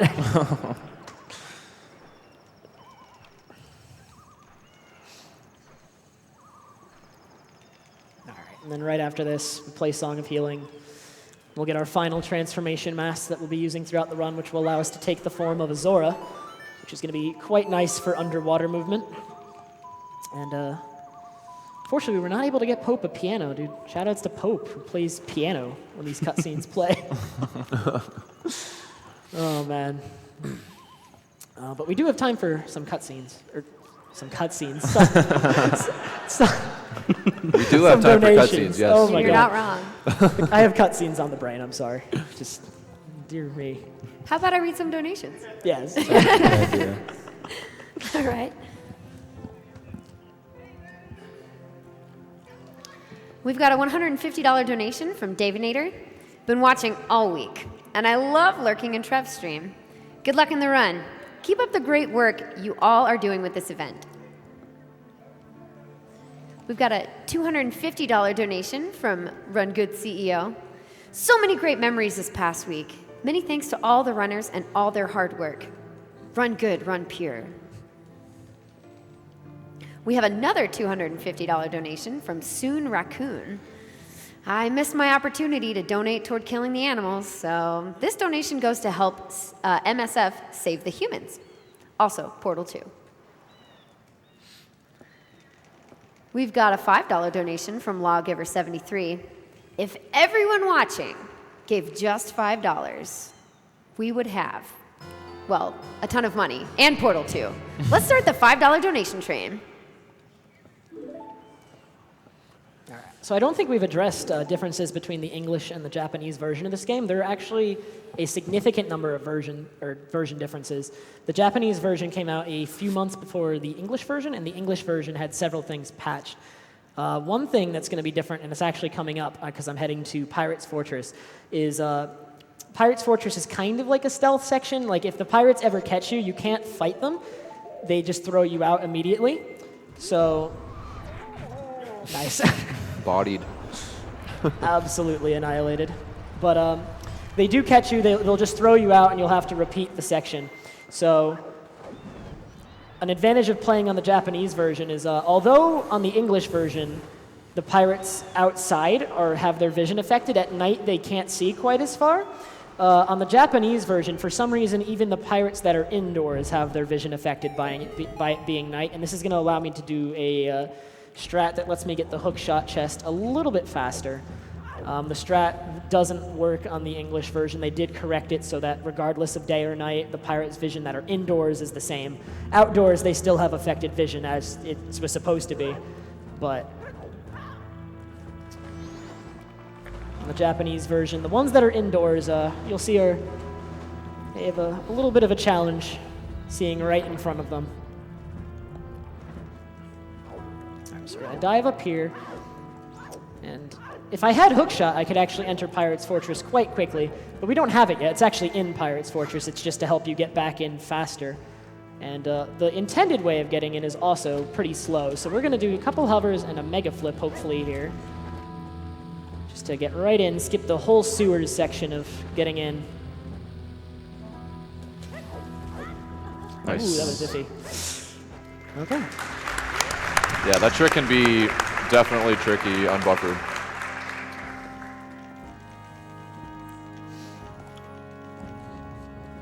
And then here I'm going to go for a neat little movement strat. This one, I've done quite a bit of work on this one. No one else really goes for this one. I'm quite proud of this one. We can get a little angle right there, bonk right off. And then as you can see here, this is where the vision comes into play. I'm going to be right in front of her. She just will not see me. That does not work on English. Whenever you're rolling or side hopping, you're basically silent, so the pirates can't see you. Yep, the pirates will react to you walking or back walking, but if you're side hopping, back flipping, or rolling, they don't react to the sound. Like, they're supposed to react to like the sound that, I guess, and they can hear you walking, but the loud screams that Link does every time he backflips and side hops, those just fall on deaf ears. All right, so we got our hook shot. We're going to need this all throughout Pirate's Fortress. And if we had to re-enter, it would also allow us quicker entry. But because we duped bottles, and we have 4 right now, we can actually get all 4 of these Zora eggs that are here in one trip. So that saves quite a bit of time. There are actually 7 Zora eggs total. 4 of them are here, and 3 of them are at another location. So we want to be able to avoid backtracking like multiple trips to these areas as much as possible. So bottle duping saves quite a bit of time in that regard. And actually, besides that first egg right there, there's supposed to be a pirate fight before every Zora egg that you get, but we can skip it by actually entering through the intended exit of the room with a little jump / recoil there. And enter right through the exit.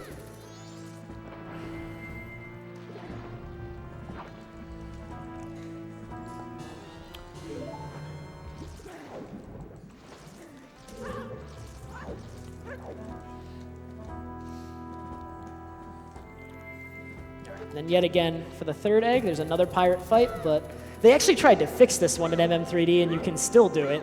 They put like a fence here to try and stop it, but you can still do just a little jump right around the roof, get to the exit yet again. We're only going to be fighting 1 pirate for the final egg. That one, there is a way to skip it, but it costs too many bombs to do, unfortunately. So we will be fighting a pirate there.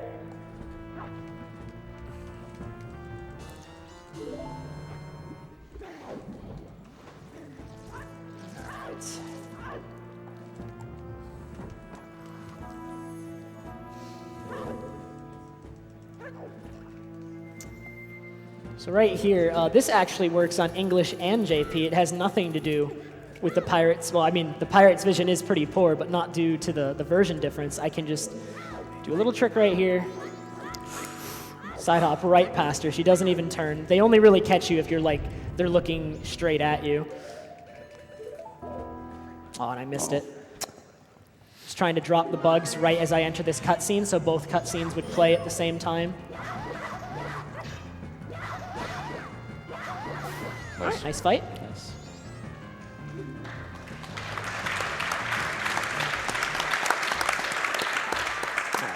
So we got to drop the bugs. Didn't quite manage to drop them during that cutscene. And we'll get our final egg before leaving Pirate's Fortress. This tank can be a little weird. There's a lot of enemies in this tank. Lots of stuff going on. Mm-hmm. But Trevor's going to be doing a trick called Ocarina Items, and without having the ocarina equipped, he can hold a position called S, and then the bottle and B, and that essentially allows him to pull out the ocarina without ever equipping it. And since the default location is the cove right here, it's fast. Yeah, many people who may have only played MM3D might be used to just being able to pull Ocarina underwater, but actually in the original game, you cannot pull Ocarina underwater normally, but with that glitch, I can pull it out and soar out pretty quickly, no unnecessary equips or anything. And we do have time for a donation here, actually. I have to put all 4 eggs in the tank, and we're going to watch this cutscene for each one. Okay, sounds good. We've got a $150 donation from Backlash52. He says, had to donate during my all-time favorite Zelda. Just wanted to tell my fiance I love her and I can't wait for the wedding. You are the light of my life, Gene. Thought that was super cute. We've also got a $500 donation from Gimutora. Nice.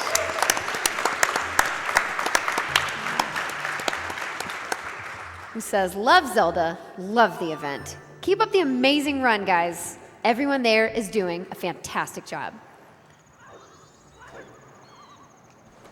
All right, so we're going to head over to get the final 3 eggs. Once we do that, we'll be able to get the song that will allow us to enter. The first temple would be completing, which is Great Bay Temple. And I do have enough magic for this. And actually, something I hadn't really been thinking of. When I failed Swamp Gossips earlier, I withdrew all my extra money in the bank. I do need to replenish that at some point. I'm sure I can figure that out. Actually, I have an idea for that, so that'll be fine. I can't really see. So there's like a specific path you need to take here. I tried doing it. I couldn't quite see there my visual cues on this TV. That's okay. We'll do it like about halfway, and then we'll head down and follow the signs. Oops, almost too far right there even. But yeah, you're normally supposed to take a picture of a pirate, and then you can exchange it to the fisherman that lives at Great Bay. And from there, he'll actually give you a seahorse that will guide you through this area. But the path is always the same. So if you know it already, you can just do it. And these enemies are, I believe, called Deep Cobras. Just 2 hits with the Zora magic barrier will kill them. If they do get you, they like swing you around, and it's a really long cutscene of you getting hit. And actually, if you try to press Magic Shield while you're being eaten, you like on Japanese, this doesn't happen on English, but on Japanese, you like dive all the way to the bottom, and you're like stuck. So definitely want to avoid that.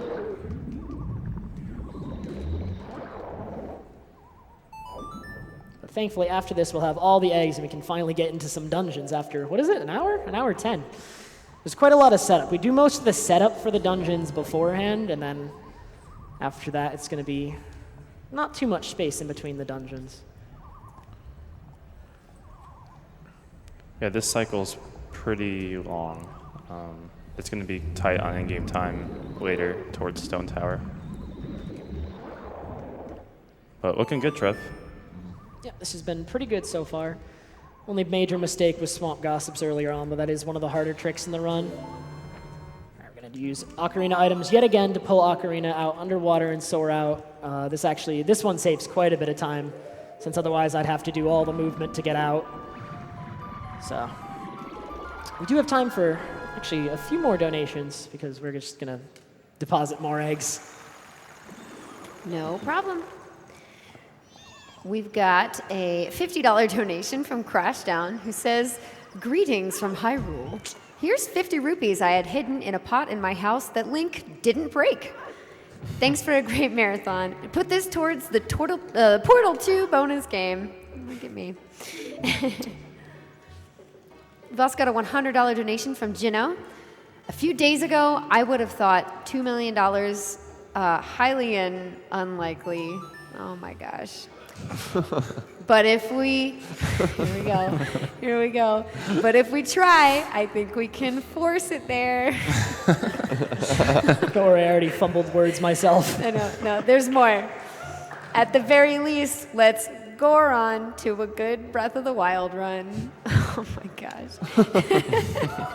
All right.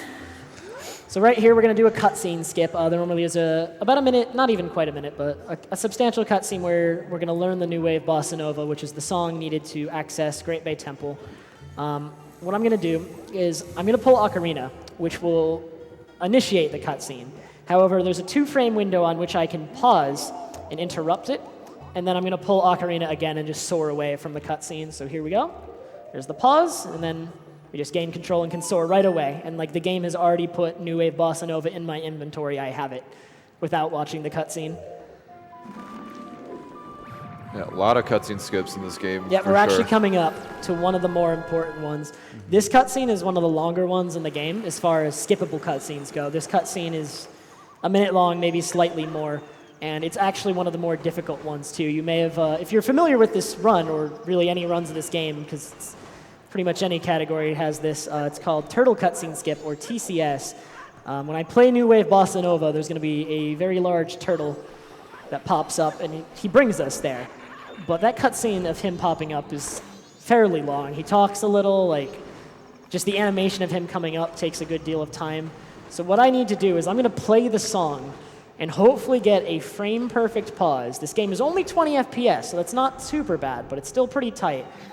I'm going to want that.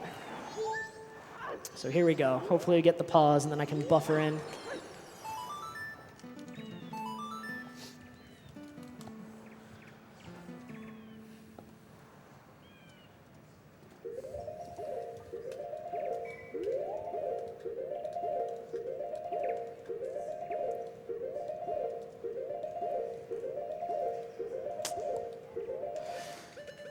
Okay, there we go. Nice, dude.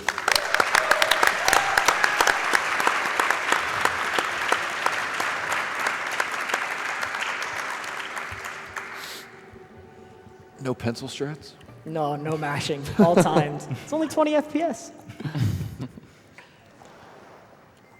I mean, while we're on the topic of this game's frame rate, actually, this game does run at 20 FPS, so it is a substantially lower frame rate, I guess, than most N64 games. I believe a lot of N64 games are 30 FPS. This game, however, does change frame rate. Whenever you pause, it actually becomes 30 FPS, and very briefly on the file select screen is the only time it is 60 FPS. I believe that is the case for OOT as well. Yeah, it is. All right, so there is a cutscene skip for this one. It's a little bit random.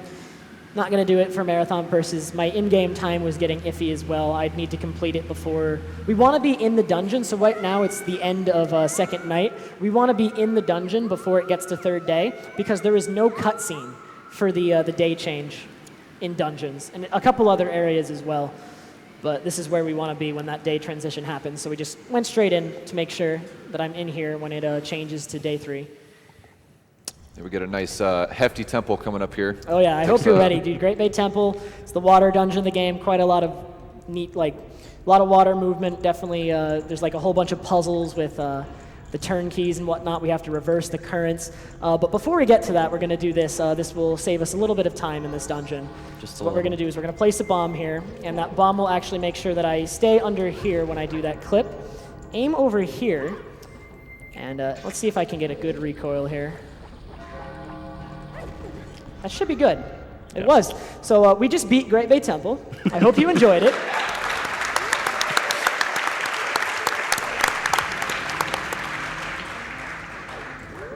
Ooh, that's the wrong weird shot. I actually thought the day transition was going to happen right there, and I can't pause.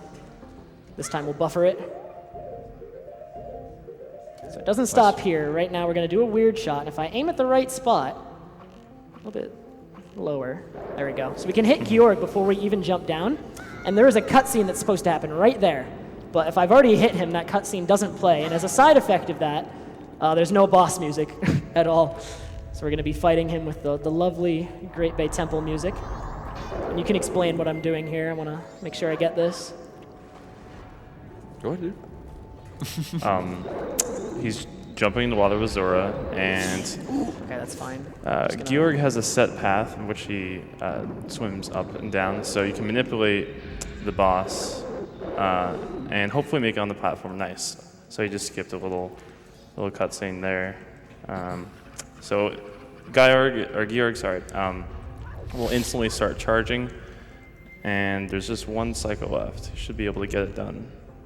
Arrows are much quicker than hookshot in this game, so for this specific part, it's optimal. And Nice. it's good. Pretty good fight.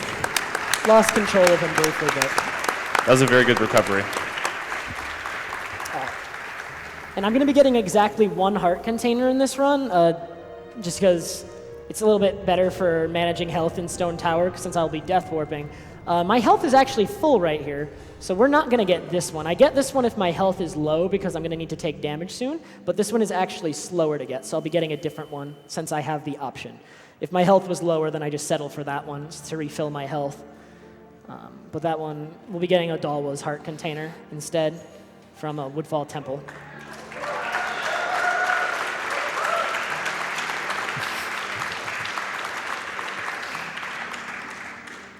All right, so now we've beaten our first dungeon. We're going to be introduced to actually the giants. There is a giant that looks much like this one. You can barely see him, but he's there. And one of these is trapped in every temple. And once we've beaten all 4 temples, what we can do is he's actually going to teach us the Oath to Order. We can play the Oath to Order on the clock tower, which is where we were in first cycle, where we recovered our ocarina.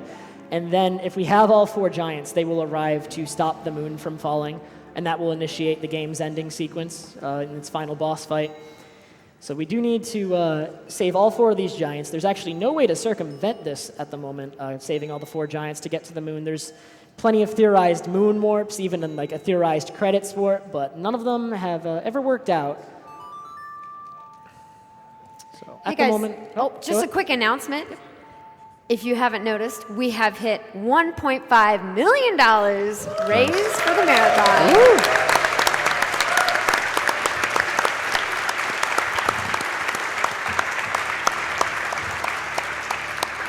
Well, go team, go. Just needed to throw that in there. See if we get some good cutscene RNG here. Cutscene RNG.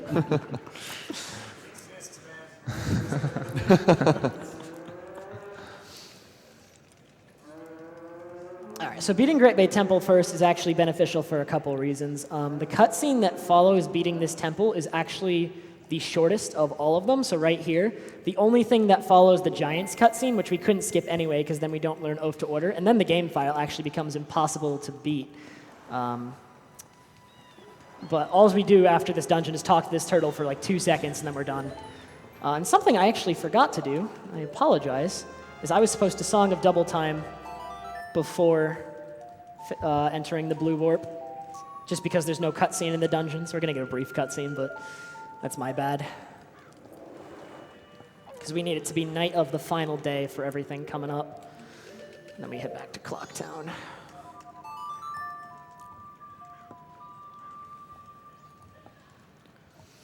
So in Clocktown, we're going to pick up a couple necessary items from the shops. I'm going to be spending pretty much all of this money.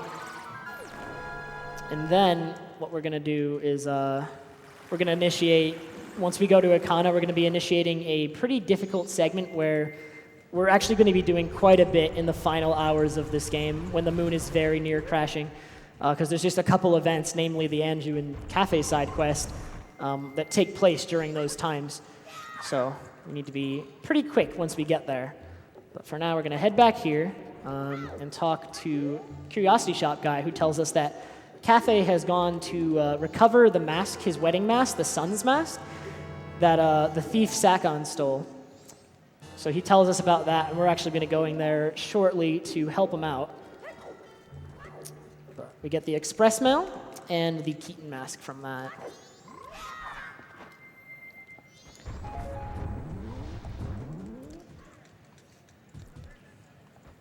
And then we're going to be heading over here, picking up a red potion, some bomb chews, and a fish. That fish is going to be one of the most important things we get in this entire run. Many cutscene skips are not possible without him. Mm-hmm. So we're going to put him right here. Maybe we should even give him a name. He's so important. He's crucial to this run. We can name him Jacon style.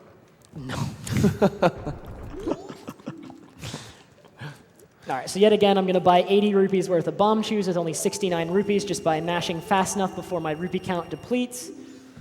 So that'll give us 20, which I need to be careful not to waste any of those. We do have a few extra, but we need to be careful with those. And then lastly, before we head to Akana, we're going to deliver this letter to the postman, so he'll deliver it to Cafe's mom. And then later on, we'll be getting the postman's hat from him. But that's going to be, there's going to be some in-game time management related to that. It's going to be very tight. And I have to be paying attention to my in-game time at all points so that I get there early enough, because whether or not you get postman's hat, he actually will leave the area once the moon gets close to crashing. I like that. All right. So, oh no, I fell. Oh wait, no, that's not supposed to happen. Okay. That was really unlucky.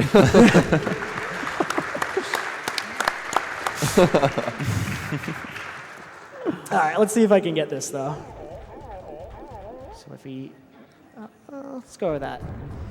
So this isn't quite DK64, but if the setup's just right, you'll find that there aren't any walls in some places, or at least you can clip into them. Shoutouts to Ragan.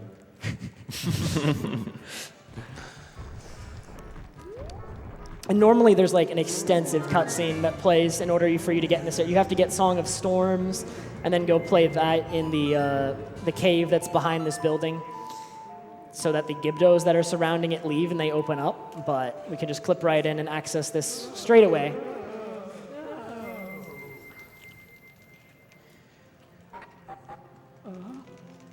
Heal him, grab the Gibdo mask, which would be necessary to complete the Beneath the Well area if you were doing like a casual playthrough or a glitchless run. But we never visit that area since we do not need Mirror Shield to complete this run, and that's what you get there. All right. So I'm gonna hand it over to you guys for this upcoming segment if you want to start explaining it, because there's going to be a lot of cutscene skips and a lot of stuff happening pretty quick in Sakon's hideout. All right, so we're going to the hideout. We're going to roll there as Goron, and there's actually 2 cutscene skips. One of them, which will probably be done, requires time stop, and we'll see that in a second. Also, the clip into this rock is really hard. I think Trev needs a little concentration for this. Oops. Yep, there we go. This is So where, this is going to be the first use of the bottled fish here. I can go ahead and explain what I'm doing with this. He's going to be entering this room, pausing on the first possible frame, and then shielding and pressing fish. Essentially, time stop is now active. He's going to step on the switch, wait for that to open, recoil through, get ISG, hover up this wall. There's a very large invisible wall here. It's very laggy here, so too. much lag in this room, it's ridiculous. He's going to jump, pull a bomb, do a cool super slide. Oh. Ooh. Oh, I have a ground jump. Ooh, okay, we're just going to super slide. I'm running out. Oh, that's really bad. Okay. That's unfortunate. All right, so we're going to save my remaining chews. That's really unfortunate. It happens, it happens. So there is something I can do here. I'm going to soar out of here, and fortunately, if I soar out of here, I can just come in and do it again if I clip. Normally when you get here, like, you have to be here at a certain time. But I can just clip straight back in.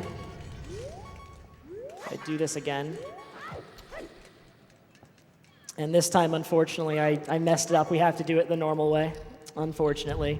So what I was trying to do there was I was going to super slide down the conveyor belt just to get to the end. There's like a bunch of rooms lined up on either side of that conveyor belt, and you need to complete them all before this sun's mask, which is the mask that Cafe's been looking for, reaches the end where it becomes, it falls in a little trap door and you can't get it. And we can just skip all that by super sliding along the conveyor belt itself and skip all the rooms. Fortunately, I fell there, which is just unfortunate, but all these rooms can be completed rather quickly. So we'll be doing that. I want to save these bomb chews for later. I could just hover up to the conveyor belt again, but that would use a lot of my bomb chews. So we're going to save those for later. So the way it works is Cafe on the bottom. You'll gain control of him, and you'll be alternating back and forth between Cafe and Link. Cafe has to clear these block puzzles, and Link has to clear enemies in the rooms. And I'm actually close to dying. Might see if, I think those pots have a heart in them. Let me double check for that. Nope. Okay, I really don't want that. Okay, don't want that Deku Nut, because I have a bottle with a fish in it duped over my Deku Nuts. So if I'd gotten that Deku Nut, I actually would have lost my fish, and we do not want that. So thankfully, it seems like we avoided all the Deku Nuts.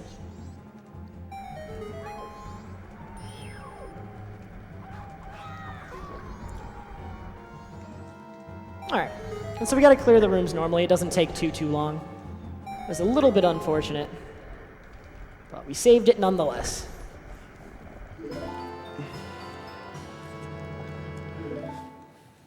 So when this hideout is completed, the in-game time will automatically be set to the final hours. So you'll see on the bottom little timer coming up. So now that that's set, Trev needs to go fast and get the stone mask. Yeah, we have quite a bit to do with these final hours. I'm going to be completing 2 dungeons, getting several masks. So we need to go quite fast in order to make all of the things we want to do before the moon crashes. And like I said, the moon crashing, it reverts to your previous save. And our previous save was an hour ago? Quite a long time ago. So we definitely don't want to run out of time. So as long as I go fast enough, we'll be fine. We're also going to be inverting towards the end. So hopefully this works out. There is things that can be done if I make some mistakes, but it's just the easiest if I can nail everything, play perfectly. Let's get every trick. Oh, okay. We're actually close to dying here. Might pick up a heart. Oh, there's a bush with a heart. Just because there's something in this game. It exists in OOT, but it's different. It doesn't affect you nearly as much. Whenever you have low health and like the beeping sound is playing, the game also has a different camera. There we go. And that camera in MM, whenever you have low health, is like trying to spin on you. It makes it very hard to like move straight. Just affects all your movement. So we want to get rid of that as fast as possible. Oops, a little too close to the sign. That's fine. So what we're doing here is a weird shot, just like I did in Great Bay Temple, so that I can shoot the chest from down here, get up, then another weird shot. Nice. Ooh, a little late on the press. That's okay. I have plenty of extra bombs, fortunately. Wrong weird shot. Yeah, the differences between... Oh, nice.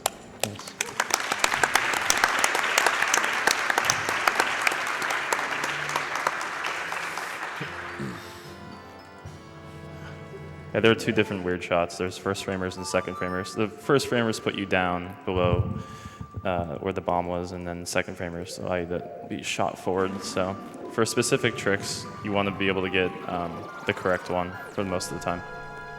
Yeah, a good deal of the time, either one will work, but right there we specifically needed a second frame weird shot, so that way our camera would be placed closer to the chest, which allows us to hook shot it and then just open the chest before the fire knocks us away, skipping a rather lengthy little mini-boss fight with Kita.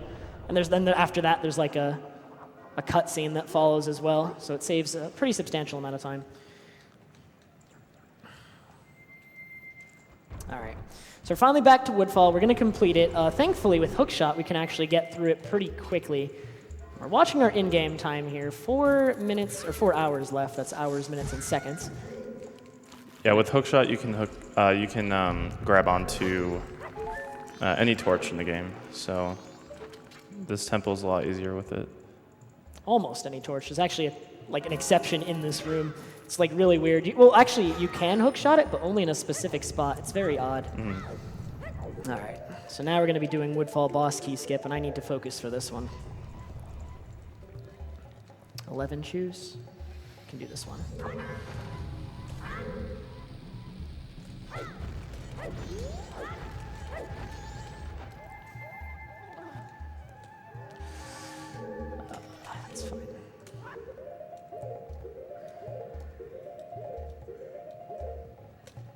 Nice.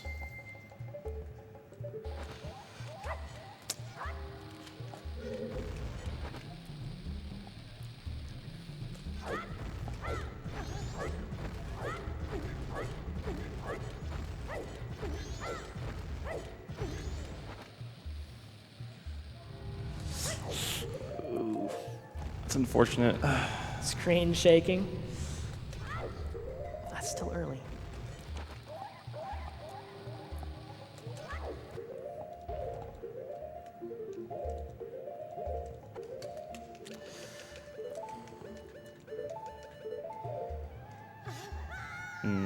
Nice. All right, a little shaky, but That's a really hard trick to That do. is very hard. One of the harder in the run, for sure. Yeah. If you feel that, it's over. Good job, Trev. yeah. So our in-game time is getting a little bit low. I'm probably actually, I should invert here, I think. Yeah, we're gonna invert right here, actually. So we're gonna interrupt the Dalwa briefly. This needs to happen. I did waste a bit of in-game time on that trick, and a couple bombs too, which is gonna be a little bit scary, but that's fine. This is one of the funnier stun locks for a boss in the game.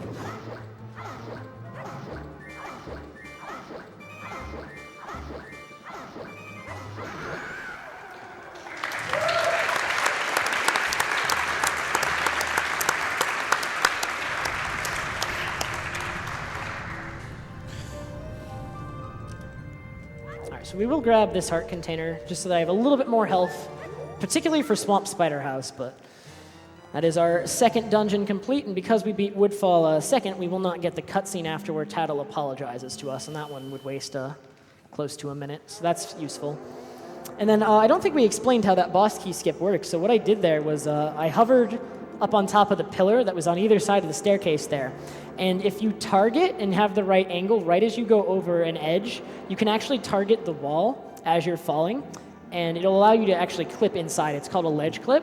So I used that to get out of bounds, and then I hovered to the load zone. The way the dungeons are loaded in this game, the entire dungeon's collision and all load zones are loaded from the get-go. As soon as you get into a dungeon, it just loads like the graphics, the visuals for the room you're in one at a time. So everything in the dungeon is still there. Like actors aren't, so like enemies and whatnot, but like all the walls, all the floors, and the boss door load zone are still there. So I can hover to it and do a mega flip and skip needing the boss key. So that skips, saves about 2 minutes, I'd say, actually, getting the boss key, and then you'd probably have to, yeah, you'd have to work your way through the room still. Yeah, look at that moon. It's right there. Yeah, so we've beaten Woodfall, and I have, let me see, 2.5 hours left, and we still need to beat Stone Tower, all of it. We haven't even set foot in it yet, so it's gonna be scary, but we should be able to do it. Hopefully we don't need to move Stone Tower to another cycle. If I'm too slow, we're gonna have to do that, but as long as I'm going fast enough, we can complete all of Stone Tower with the time we have remaining. Yeah, this is one of the more difficult parts of the run. There's not that much time to do all these things, and movement is crucial. Stone Tower's a pretty interesting dungeon, too. Lots of weird shots, cool glitches going on.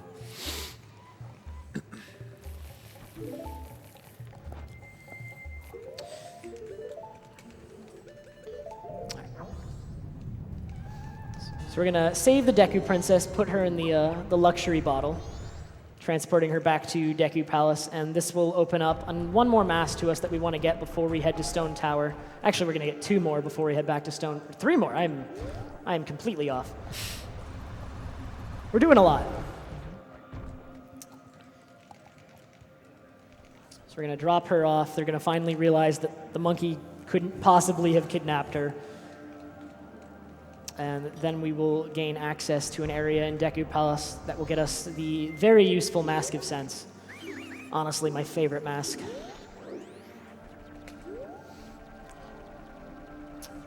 Okay, yeah, this in-game time's fine. I'm still low on money, though, so we're gonna have to fix that at some point, but that should be easy enough.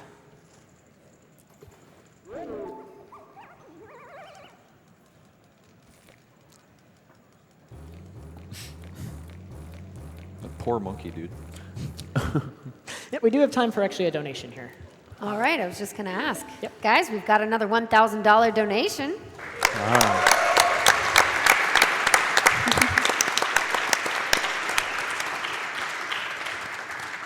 This is from the 5th Matt, who says, wowee. And we have a $1,024 donation. Wow.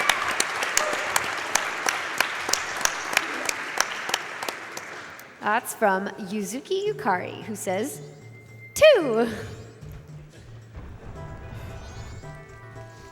All right, so now we're going to head over to the little side cavern, but on my way I'm going to stop, pick up the rupees right here. We're going to need these later. I'm going to read that sign, very important, totally not an accident.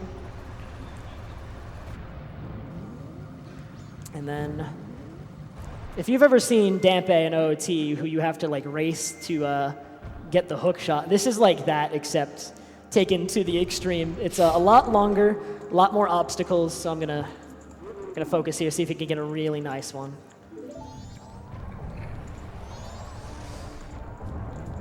Shouts to Super Dampe. Super Dampe.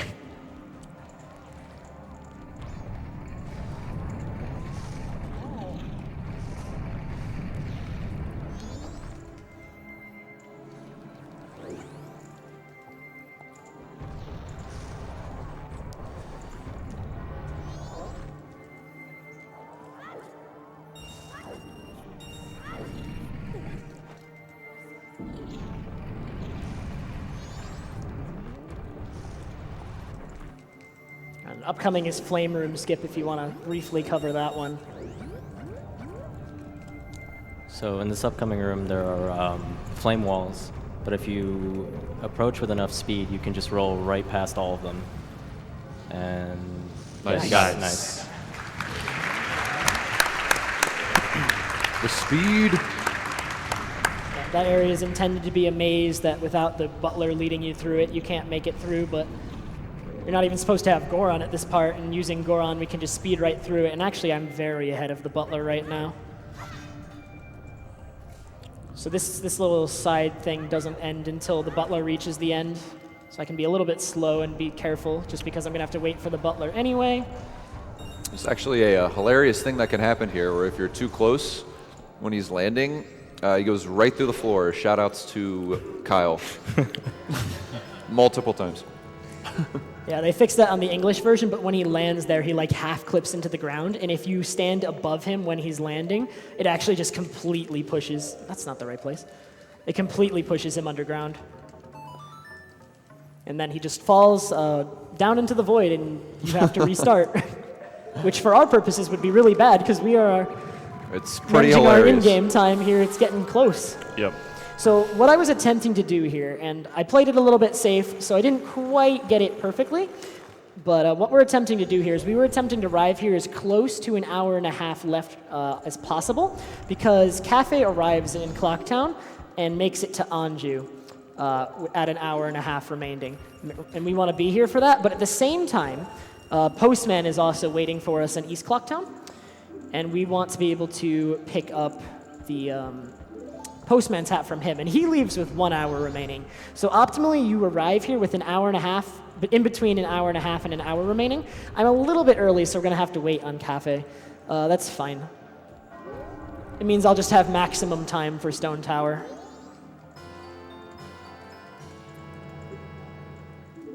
All right, so I have 75 rupees in the bank, so I need 30 more. So yeah, he's still walking his way up the stairs. He'll get here in a minute and a half. I could just get this chest, actually. That would be slower than what I'm thinking, though. Or no, we're actually going to do that. Now that I think about it. I have the time. This is how we're going to fix it.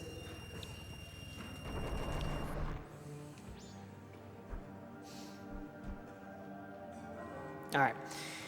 So they're going to exchange their masks, exchange their wedding vows. He's still stuck as a child, but he's gotten over that. He's recovered his mask from Sakon. He's willing to meet Anju. So with all the work we've done over the 3-day cycle, we've finally reunited them. Stuff on every day to get this to happen. It's one of the more convoluted side quests as a casual player, like a first-time player. It takes a little bit of figuring out. but it's definitely a very rewarding side quest and a good one. But so while they're doing this, we do have time for another donation.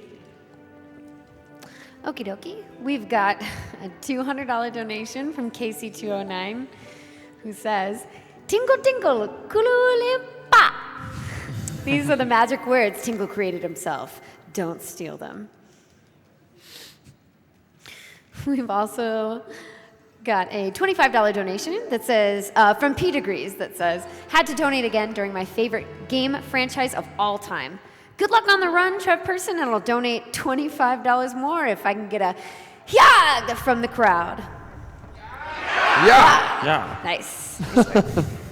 I approve. All right, so normally right there, I would head out and immediately sort a stone tower, but because of the Swamp Gossip's mishap earlier, we are short on money. So thankfully, there is that 100 rupee chest right there. We're just going to pick it up, bring it over. This is wasting a few of the minutes I have here for stone tower, but I still have plenty, yeah, 125. That should still be fine. I'd rather have the full 130, but we can do it. Whoops. And so from completing that very long Anjouan Cafe side quest, we got the couple's mask. Definitely a reward that justifies everything we went through. It gets us 1 heart piece.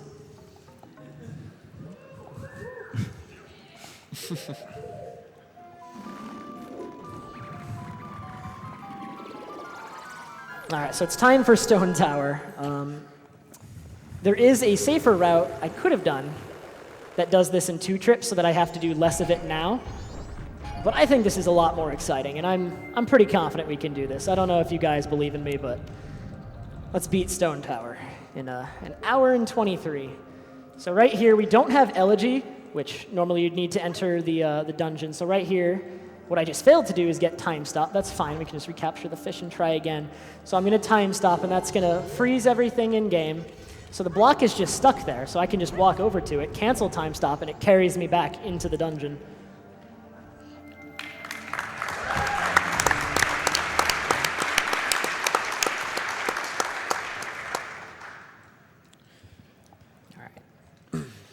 So here we go. I'm going to focus because we are a little tight on time here. Running low on time.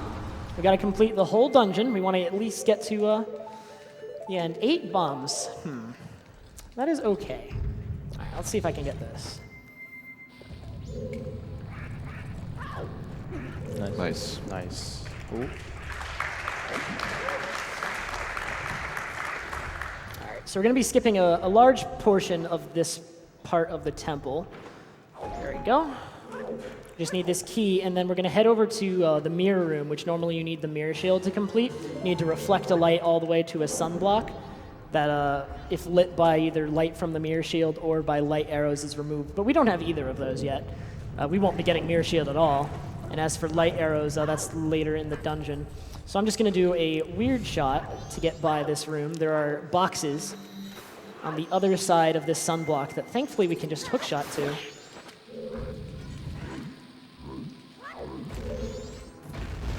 We got a bomb drop. Very nice. good.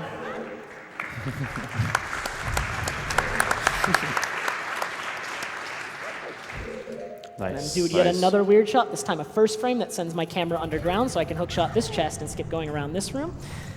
Looks like we're going to have 53. All right, treasure this. This is one of the only times you're going to see Bunnyhood in this run. Like I mentioned, not a very useful mask, but we get some use out of it in Stone Tower, for sure.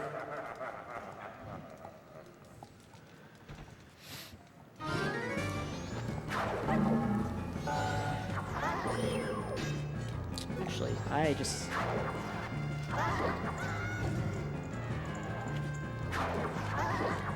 Oh dang, he's beating me up. Actually, I need him to hit me again, though.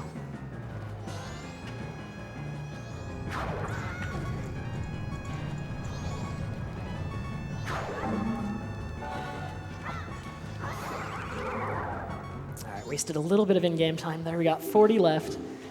Pretty low on health, too. But this will get us the light arrows. What I really need to watch out for is on this trick, we're going to be using a bomb here. Be very careful. Wait, what are you doing, dude? I don't know. You better run from this bomb, man. Gonna get this? Oh no! All right, I'm not very good at faking it. That was a death warp. That was intentional. I tried. My chat makes fun of me. I am not good at faking that at all.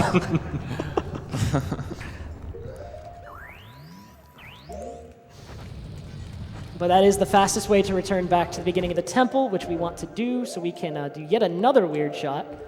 So we can shoot the red gem from behind that inverts the temple. And so now we have about half the temple left, running low on time, but we're still good. I think I'm going to be buffering the recoil flip to Igor Bridge, because if I fail that, it's just over. So let's nail everything here. Let's play this safe. So Bunnyhood's going to help us out here. Obviously, we can't use Goron to make these jumps, so this is one of the few places where Bunnyhood saves a bit of time. We want to be human for most of this segment as a whole. And now we just need to get to Twin Mold, who is the boss of this dungeon, with 30 in-game minutes to do it. Also, a nice little side effect of entering this dungeon at night. There is no music, so just the tension is in the air. All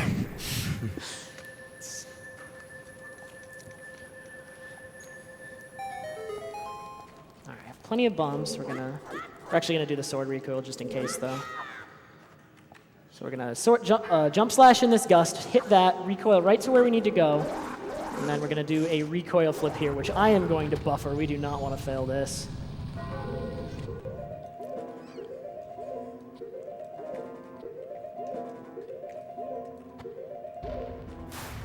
All right, there we go.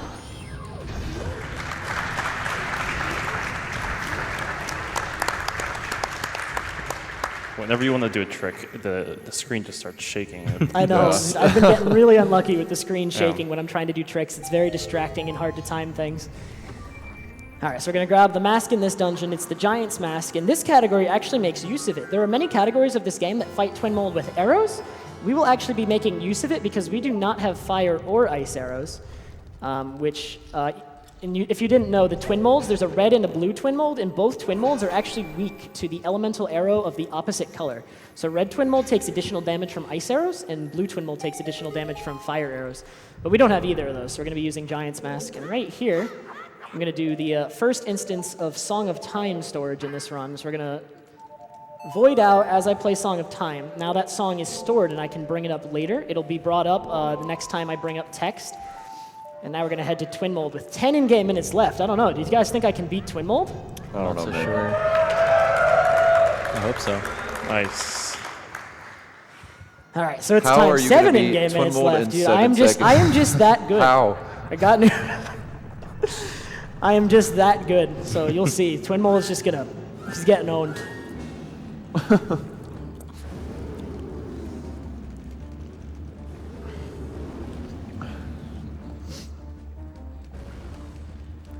Want to do a quick shout out, if that's okay? Yep. Guys, we are at 150,000 out of our 200,000 needed to get that Portal 2 run in. So let's get that last 50K, everyone. We can do this and get that Portal run going.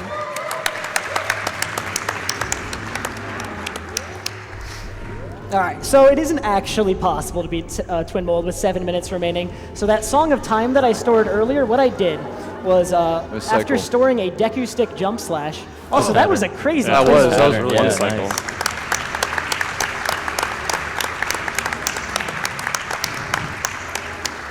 So yeah, what I did was after I stored a Deku Stick jump slash, I'm going to be using power crouch stab here to fight Twin Mold. And as long as I have this text box up that I stored earlier, time isn't advancing, it's frozen. And you may also notice as a side effect of this, my magic isn't draining either. So I have as much time as I need to fight Twin Mold. This category just needs to get to Twin Mold. Nice. That was Nice. That was a really good That's a good fight. fight. That was a really good fight. The I'm speed. actually mad. I never get a Twin Mold that good on PB attempts. Well, this ever. had been gold. It might have been gold. That was crazy good. All right, so we're gonna stand over here. We're gonna walk into the blue warp, hit yes, and reset. So what that did is that text box was a Song of Time text box, and in part of a Song of Time text box is that it saves as soon as you confirm it. So there's a Giants cutscene typically after I pick up those remains, but with the Song of Time text box, I picked it up, then saved, and then the remains is already saved to my inventory, so I can just reset and skip the cutscene. And as you see, we have 3 of the boss remains, and we didn't end up watching that cutscene. So that's it. That's the most stressful part of the run. I'm glad that's over. Yeah, that went really well. Yep. So now we're going to stop getting masks for a little bit. This cycle is just going to be to complete the last temple. We're going to be heading to Snowhead. And we don't actually have the Goron Lullaby that would let you normally access the temple. So we're going to be needing to get that. Also, the trick that you just did there, I don't think we explained it. It's called a gainer. So if you backflip and retarget 1 frame after doing that backflip, you just jump straight up. And with Zora, you can grab that ledge.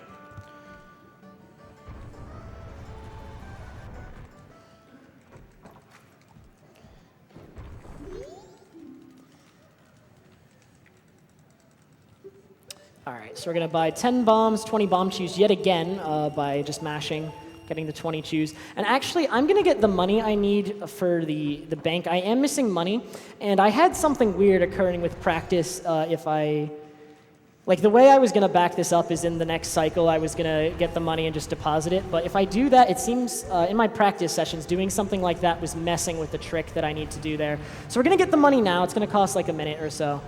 But I just want to make sure there's nothing interfering with that trick, which we'll get to it when we get to it. But that trick is it's fairly new, and it's not fully understood. So we're not going to take any risks with it.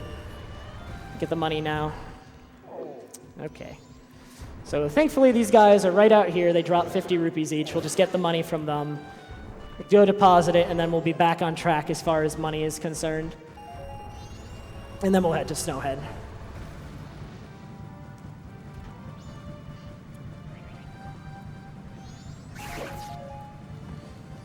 Yeah, failing Swamp Gossips at the beginning was definitely very costly. Messes with the rupees, messes with the explosives, but we finally corrected everything from that. So I believe I have 107. Wait, I have 174. Mm-hmm. When did I deposit extra money? Last cycle. I am clearly very confused. I apologize. It's okay, Trev. You got the chest in the end. That's right. I got the chest. Yeah. Yeah. I am silly. Oh, man. I have backups on my backups, let me tell you. All right, so we're going to Snowhead, but I actually soared to Woodfall. And that is because, similarly to how the grottos in this game are on the same map, the fairy fountains are also on the same map. There is a fairy fountain for each dungeon, and we're actually going to be able to go from this one to the one by Snowhead. That's unlucky. I just lost my fish. That Deku Nut is not what I want to see. So I had my fish in the Deku Nut bottle. That was pretty bad luck. So the Deku Nut just overwrote my fish. I'm going to have to get another fish later. That's fine. Similar to the grotto exit he did earlier, this is all the fairy fountains are on the same map as well. So he's going to be doing a hover outside of this fairy fountain, and it'll place him in a different fountain.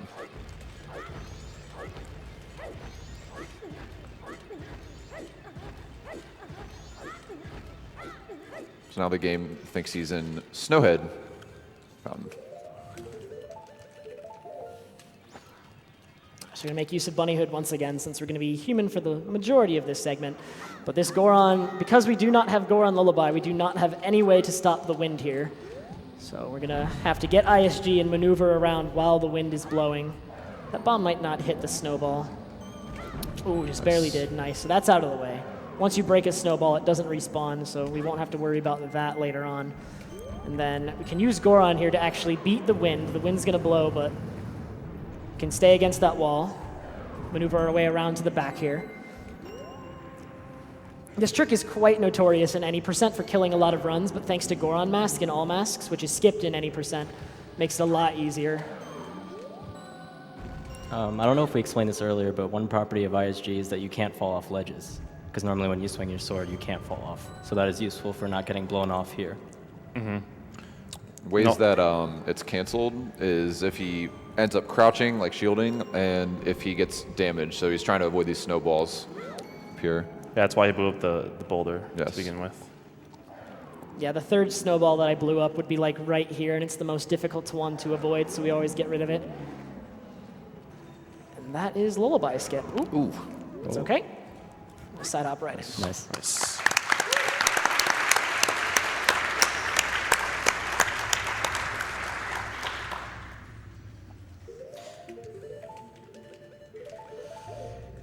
I wish I understood how this trick worked, but it's really cool. So I don't have arrows yet, I believe, so we do need arrows. Nice. Did get them, so we can do this. That would crash if I didn't have arrows. And what I did there is I got a glitch called Action Swap, which, do you know more about that one, Fig? Can you explain it? I don't know exactly how it works, but you're basically combining two actions from two different weapons. So you're pulling out the hook shot and using a stick. And in MM, when you do that, you can get a flaming arrow. It's not the same as a fire arrow, but it can melt the ice and let you through early. So that hook shot he just did is a pixel perfect hook shot.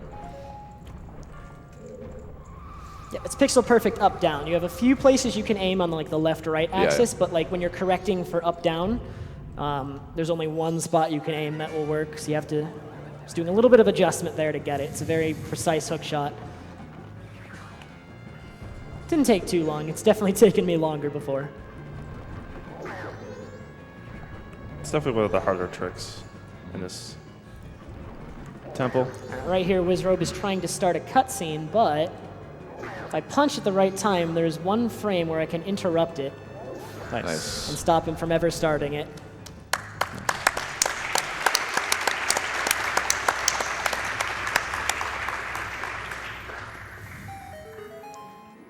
All right, so this will net us fire arrows. We do need these to melt Goat, who's the boss of this dungeon. So they are required. They are useful in a couple other areas. So very nice pickup. And so now what I'm going to do, we're going to equip Bomb Choose Ocarina. And we're going to recoil down here. Just like in Stone Tower, where I stored Song of Time and used it to skip a Giant's cutscene, we're going to do the same here. So I'm going to clip out of bounds using a hook shot, or a hook shot clip. And then I can play Song of Time as I fall here, which will store it. Now we're gonna, I only have 10 arrows, so we'll grab 10 more from here while getting ISG. I do need 15 for the Goat fight. And we're just gonna use Hookshot and our explosives to skip most of the rooms in Snowhead. We can just ascend this one big vertical room that kind of serves as the hub that connects them all. And with Hookshot and explosives, we can just skip most of the side rooms.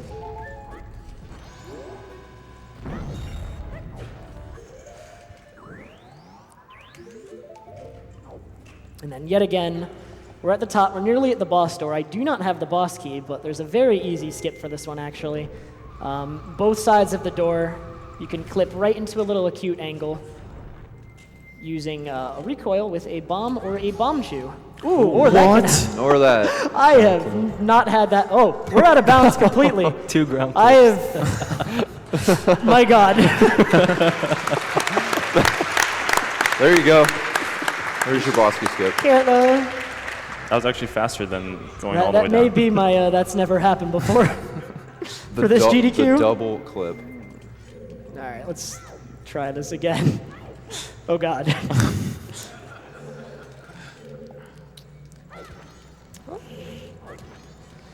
All right. The game's just not letting me have it right now. That's fine. We'll do the backup.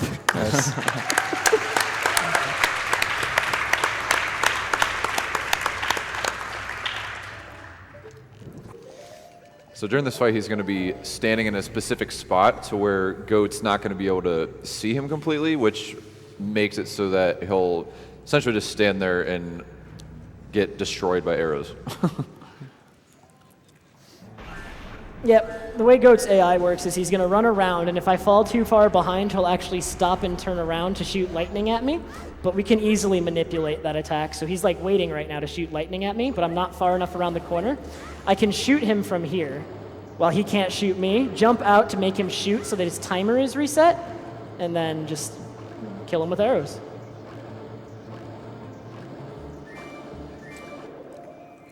Nice. Nice. No stalactite. So in some instances, it's complete RNG, but there can be a stalactite that falls directly in the path when you're shooting your arrows, and that is a huge time loss. It's like upwards of like 40 seconds, 30, 40 seconds. All right, there's our last boss remains. So we can head to the final boss right now. There's a few more masks we need. So we're going to be collecting those in this last cycle, and then this is, oh man, I was practicing this trick before the run. This is one of the scarier tricks in the run. You got this. So in order to get a mask called the All Knights mask, I do need to have the largest wallet, and I don't even have the first wallet upgrade. There are 2 wallet upgrades, so I'm going to be performing a trick called wallet dupe. The 2 places that you get wallet upgrades in this game are from the bank when you deposit 200 rupees, and the other one is from Oceanside Spider House. The Oceanside Spider House one is fairly slow. It takes about 4 or 5 minutes to get. This wallet dupe trick skips ever needing to go to Oceanside Spider House. I can get them both from the bank. And it is a frame-perfect input, so hopefully I nail it. If I miss it, then we gotta set it up again. But I spent a lot of time practicing it. I'm pretty confident. You do need a bomb drop, so that's why he's leaving We also clock need to time. grab another fish, I just remembered. Yeah. All right, so give me some bombs. No bombs? We do need one. Yeah, we need 1 bomb to complete this trick, so we're looking for a bomb drop right now. There it you is, go. so now we can get in. We'll head to the trading post to get a backup fish. That's fine. If I hadn't got the Deku Nut drop, which was, fairly unlucky, then I would still have a fish, but we do need to do this now. So on the old route of this, of all masks, essentially you would have to go to Oceanside Spider House and upgrade your wallet that way, but with this trick he's doing coming up, he's able to dupe over his wallet, or dupe, not the wallet. And also, for some reason, this dupe only works if you play Song of Double Time in this area. We don't know why, but yeah, it needs to be done right there, not before. Got a little bit of focus time here. Well, we have a short cutscene, but then focus time. I got to get a frame-perfect input before they give me the heart piece. We need to interrupt them giving me the heart piece. Oops. With a frame-perfect input. So I have 3 buttons I can press to get it, but there's really no good visual cue. There's a visual cue, but it's there's a small delay. It's not perfect, so hopefully I can get it first try here.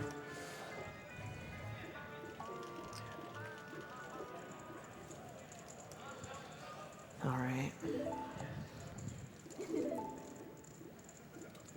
Got it. Nice, dude. Okay, it's not over yet. So normally you get a heart piece at the end of that cutscene, but doing this we were able to keep that from happening.